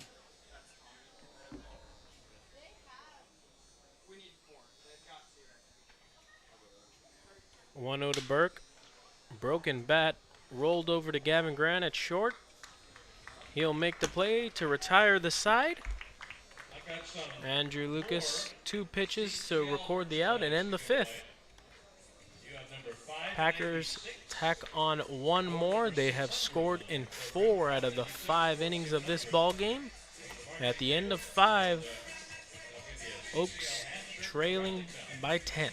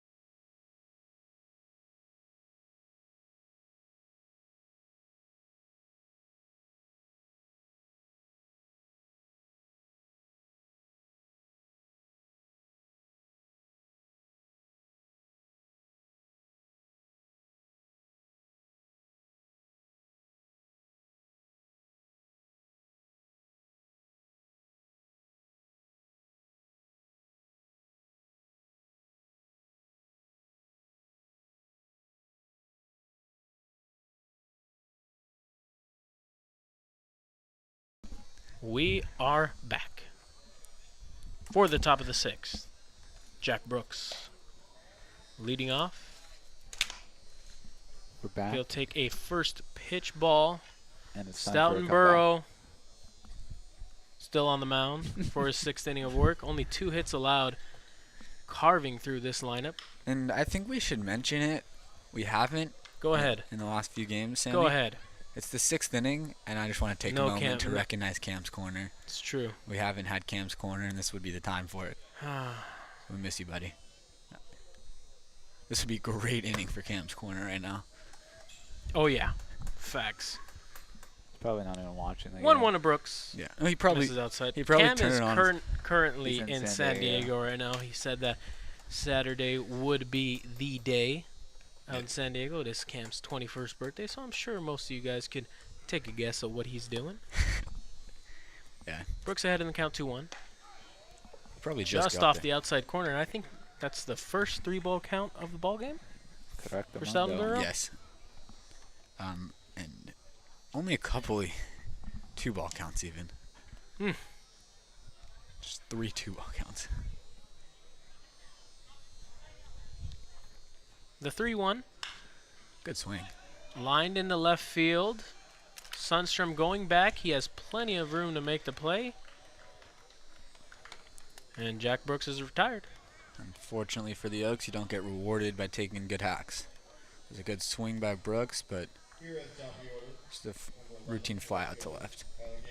For reference, Stoutenborough has thrown a total of 67 pitches this ball game, only 19 balls. That, yeah. And for those of you who can't do quick math, that was just the 20th ball he's thrown. He's faced 18 batters. 18 batters now. 18 batters. This is the 19th batter. 20 balls have been thrown. That's unheard of. For those of you who can't do quick math, 19 plus 1. No, that's not what he was talking. He wasn't talking about like the 20th ball. He was talking about. I was talking about the batters. The batters. Austin. 2-1 to Ganus. But yes, Austin, the timing of that sounded funny. Yeah. You followed it up. It was the third time. I understood He's what you were facing saying. Ganus. Yeah, I understood what you were saying, Sammy. I hope no but one Austin took. is a I little hope slow. no one took Yeah. offense to that. Yeah, Sammy knows that you Breaking guys balls can all. in there to Ganus, 2-2. He knows you can all add 19 plus 1. Well, Colin is in the chat. Wow.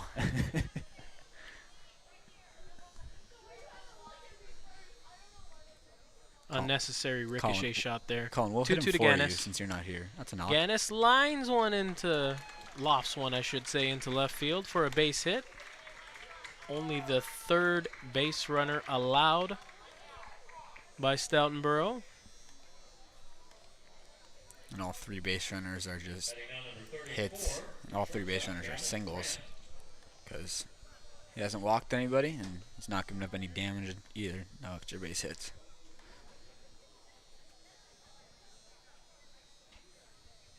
Gavin Grant now at the plate. Got a single his last time up.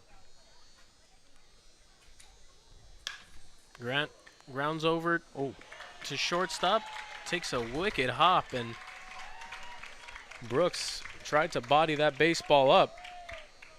Really ate him up. That'll go down as an error.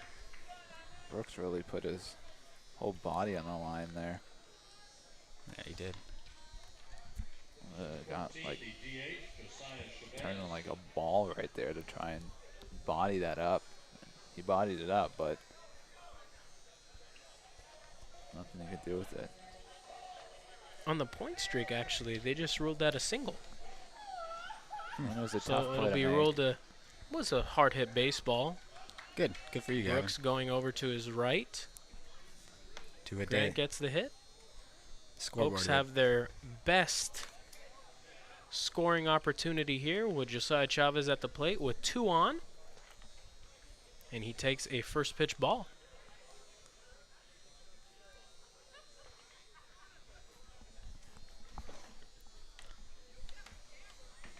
1-0, misses. 2-0 now. This is the most balls that Stoutenborough has thrown in an inning. First time all day he's falling behind hitters. Chavez ahead in the count, 2-0. Gives Brooks a second chance. He goes to second for 1, on to first. Can't get the double play as Brown's unable to make the pick. Good play from Brooks to get the out there. Not the best of throws from Vuletic over at second base. Yeah, Brown was fully extended on the stretch. he rushed that throw a bit too much, did Vuletic. He thought he had to get rid of the baseball, but it was a sharply hit ball from Chavez. He had a bit more time than he realized and could have been a bit more smooth with that throw. Either way, good play by Brooks there and good swing again by Chavez. Be up to Zach Daudet to try to put the Oaks on the board. Runners on the corners with 2 out. First pitch to Daudet is rolled over to Brooks. This one eats him up, and the Oaks are on the scoreboard. What did I say at the start of this inning? Comeback starting right now. Yes. Get that shutout out of here. Yeah. Oaks dugout and fans are hyped. First run allowed from Stoutenborough, and that may be it for him. Done. Gets a hug from his coach. He's getting a cheer from the Packers fans in attendance. Well A deserved. standing ovation. He was absolutely brilliant today. 5 2/3 innings of work. Only the 1 run allowed. It is unearned. Every run after this inning, if the inning continues, will go down as unearned. He ended his ball game with, what, Josh, 9 strikeouts? 8. 8 strikeouts. Yeah. We'll be back. We'll tell you about the new pitcher when we come back. Brendan Durfee will be up With runners on the corners and 2 outs, Oaks trying to tack on more.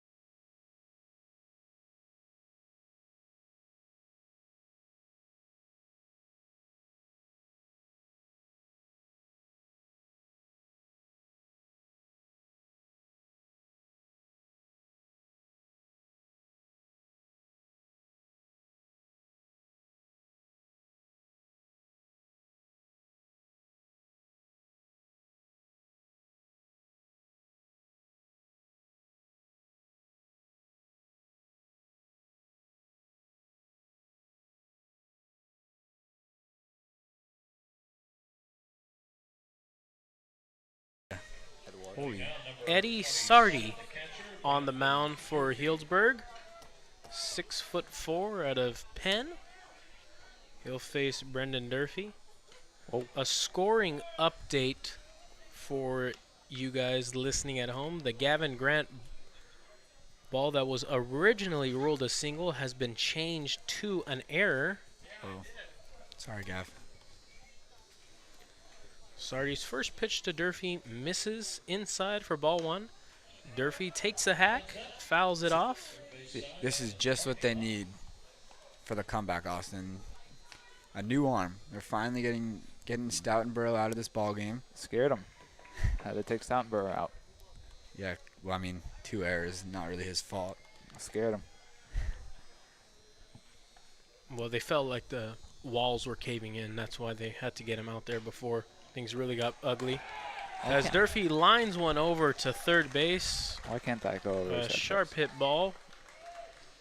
Wasn't able to get over the head of Joey Kramer. He'll make the play. And at the end of 5.5, the Oaks get on the board, but they are still chasing 9. We'll be back for the bottom of the 6th.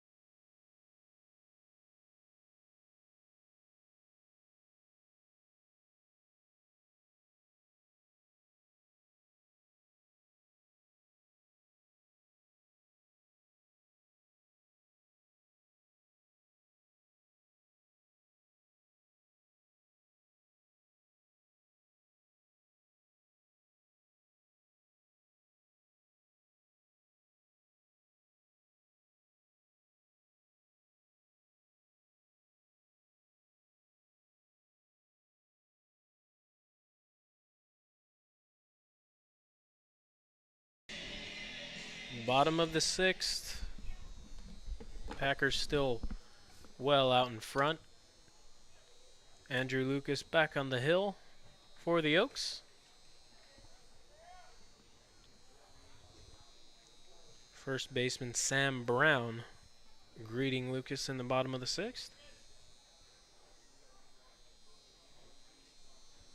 His first pitch fouled out of play. over the Oaks bullpen.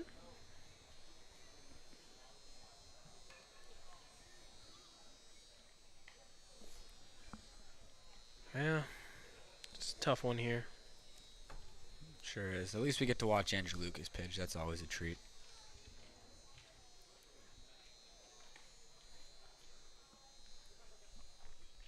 The 0-1 from Lucas. Strike. Fastball. Ooh. Just off the inside corner. 1-1. Nothing really Brown can do with that pitch except for take it. If you make contact with that ball, Ow. it is 1, destroying your hands, and 2, destroying your bat.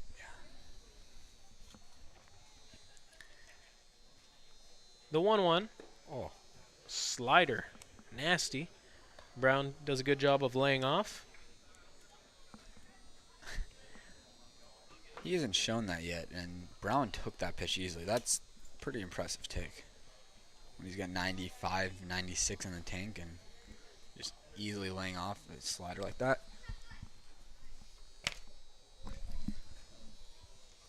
The 2-1 from Lucas is outside. Brown ahead 3-1.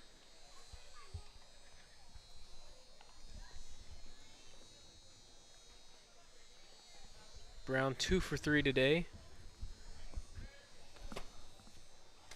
Sundstrom on deck. Lucas set at the belt. The 3-1. Yep. Just off the outside corner, and it's a walk.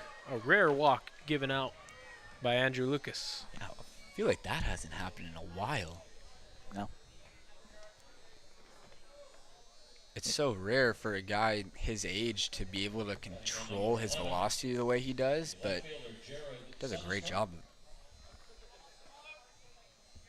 Only the 7th walk And given out by Andrew Lucas, and that was the first walk he's given up since July 17th.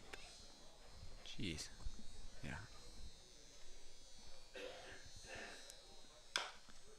Chopper by Sundstrom. Lucas having trouble fielding it. He throws not in time. Just nothing going the Oaks' way today. Really nothing. Can't buy a break today. No. You're able to handle the top home run hitter in the league yesterday, and today the only way you can get on is just by barely touching the baseball. A flubber to the outfield, hits one 3 feet in front of the mound, in front of the plate, I mean, and that's the only way you can get on against us. It's kind of like Tolia. Yeah, but the difference is that just Sundstrom and the rest of the Packers literally don't care because they're up 10-1. The rest of this lineup is making up for it. That will go down as the 14th hit of the ball game for the Prune Packers. Oh, how? Ooh, man. Hands. Ow. Kimball Schuessler is not treated to a warm welcome. A fastball in on the handle, right where the pine tar is on his bat. Nearly sawed him off there. Lucas really ahead 0-1. Don't know how that bat didn't break. Couldn't tell you. I don't know either. 0-1. Oh, wow. Lucas really disappointed that that one wasn't called a strike. Yeah, he was also upset at that 3-1 pitch to Brown. And there was some frustration now in the Oaks dugout. So, a couple just sighs. Just a lot of built-up frustration right now. Yeah.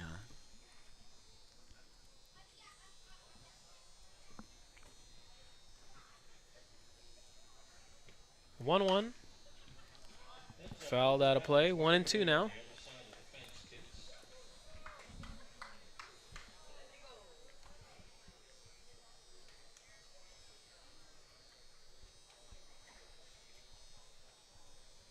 Nine pitches this inning for Lucas. Still has yet to record an out.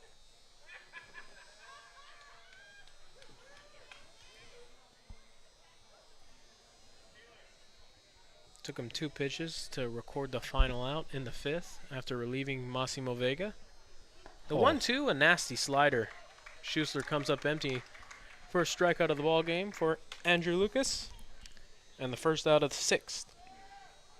It's also good to get a guy like Lucas into a ball game, into a championship ball game where he's a guy who hasn't decided where he'll be going to school in the fall and obviously has really nasty stuff. So this is another opportunity for him to show out in front of some potential scouts in attendance. We'll see a pinch hitter here for the shortstop, Aladdin Brooks. It'll be number 18, Sam Hunt. He's out of Texas Tech University. Saw Hunt last night as well. Pinch hit situation. A Red Raider. He's a Texas boy out of Flower Mound, Texas. He comes up empty on the first pitch. Lucas ahead 0-1.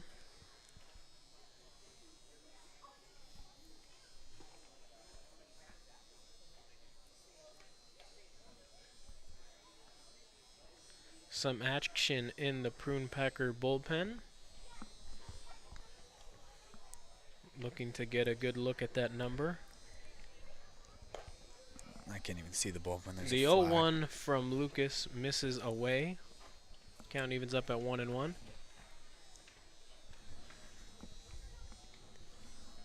think that's 26. You see that, Austin? No, not yet. I can stand up and look. Looks like 26 to me. If it is 26, it's Noah Renard. I can only see the front of the jersey right now. Ball rolled over to first. It'll go foul. There's a 1-2 now. It's definitely a 20. Let's clean it up. They actually lose a ball in the Let's clean it up. Yeah, in the Prune Packer bullpen. Is there any other 20 Gets on the something? field. 29. 29. 29. Well, there's a 26, there's a 28, there's a 22, there's a 25, and there's a 23, and there is a 29. It's Mason Dillow out of the University of Virginia. Is it Dillow? Dillow, D-I-L-L-O-W. Another good name. The 1-2 from Lucas. Fastball misses outside. 2-2. Still would love to know Kimball Schuessler's middle name. Just go down and ask him. That's Zach's job. Main reporter for CCL. He's gotta lock in and figure that out. Ask the hard-hitting questions. So Kimball, what's your middle name? Huh? 2-2 from Lucas. And the count runs full.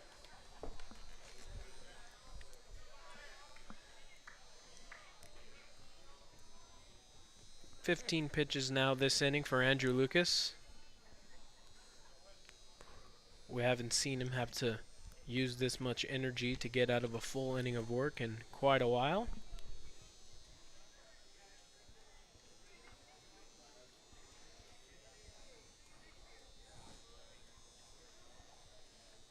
Payoff pitch to Sam Hunt. Just misses the outside corner. Lucas can't seem to get that call. Oh, you got to be careful. You got to be careful, Dave. And it's another walk, and the bases will load up.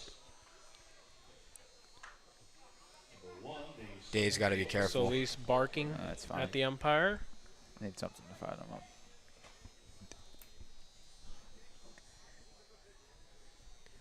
It'll bring up the top of the lineup. It'll be Jake Holcroft now. Holcroft 2 for 3 today.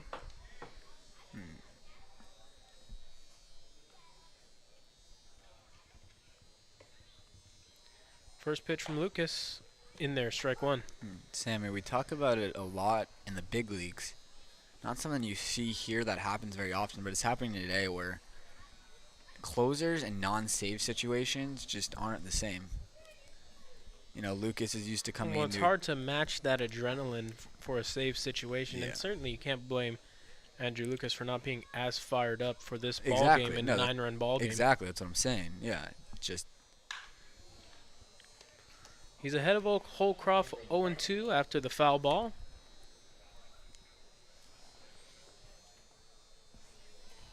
And it's just really something you can't replicate.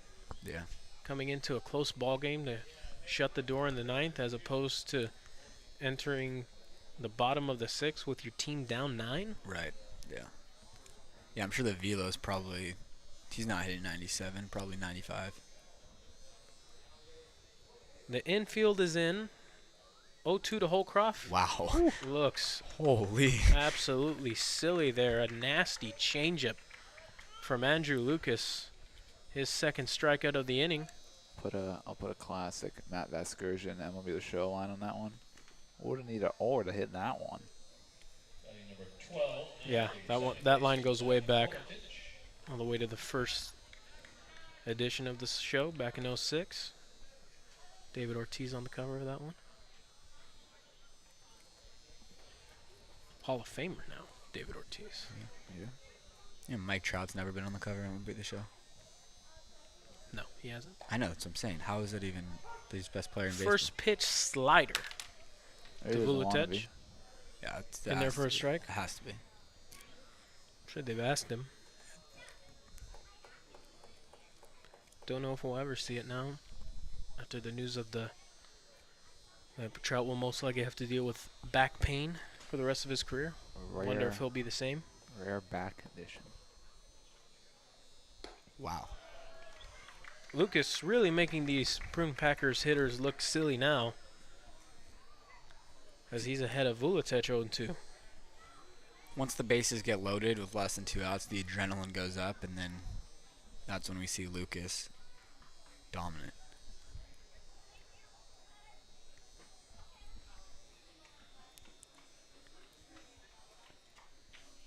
Andrew Lucas comes home with an 0-2 pitch. It is lined into the gap. That's going to split the gap and most likely clear the bases. 2 runs come in to score easy. And all 3 runs score as the ball gets away as well. And Vuletic clears the bases with a double and advances on to third after the bad throw. It is now 13-1 in favor of the Prune Packers. And they have scored in all but 1 inning this ball game.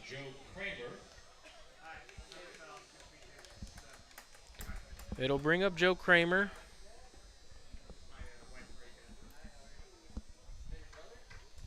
Rarely see Lucas making a mistake on an 0-2 pitch. Really paid the price there as Vuletic clears the bases. Yeah, I was surprised to see him go with another breaking ball there and not try to blow by him with the fastball. Really surprised. No clue where that one's missing. Yeah, the Oaks dugout has given up barking. I mean, yeah, you don't want the zone to change throughout the game. Yeah, you don't want the score of the game to change the zone, but the fact how tight this umpire strike zone has been, for the fact that we've seen, pitches called 3-4 ball lengths off the plate throughout this tournament, it's just a bad look to see how inconsistent the home plate umpires' strike zones have been. And we've seen it a lot that some players will get a strike call 6 inches off the plate, and one that looks right on the edge of the plate is called a ball. Something we've been dealing with all summer, a lot of inconsistency from the umpiring crews. Was it last night that we saw an at-bat where it looked like that ball's popped up on the infield, no one can find it. It's lost in the lights, and it'll fall.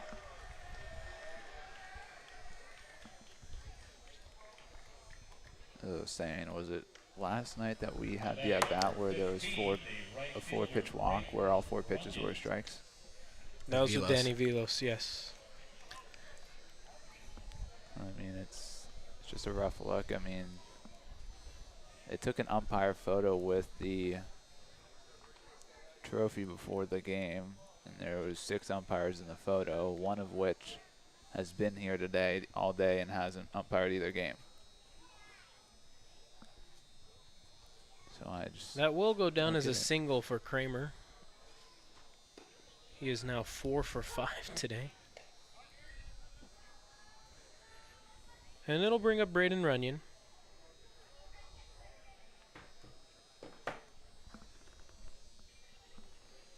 Runyon 2 for 3 with a walk. Couple of RBIs. That ball's in the dirt. Gets away from Durfee. Kramer didn't go initially, but saw how far it kicked away from Durfee, and Durfee didn't really have an idea of where it was at, so Kramer cruises into second base. Another RBI opportunity for the Prune Packers.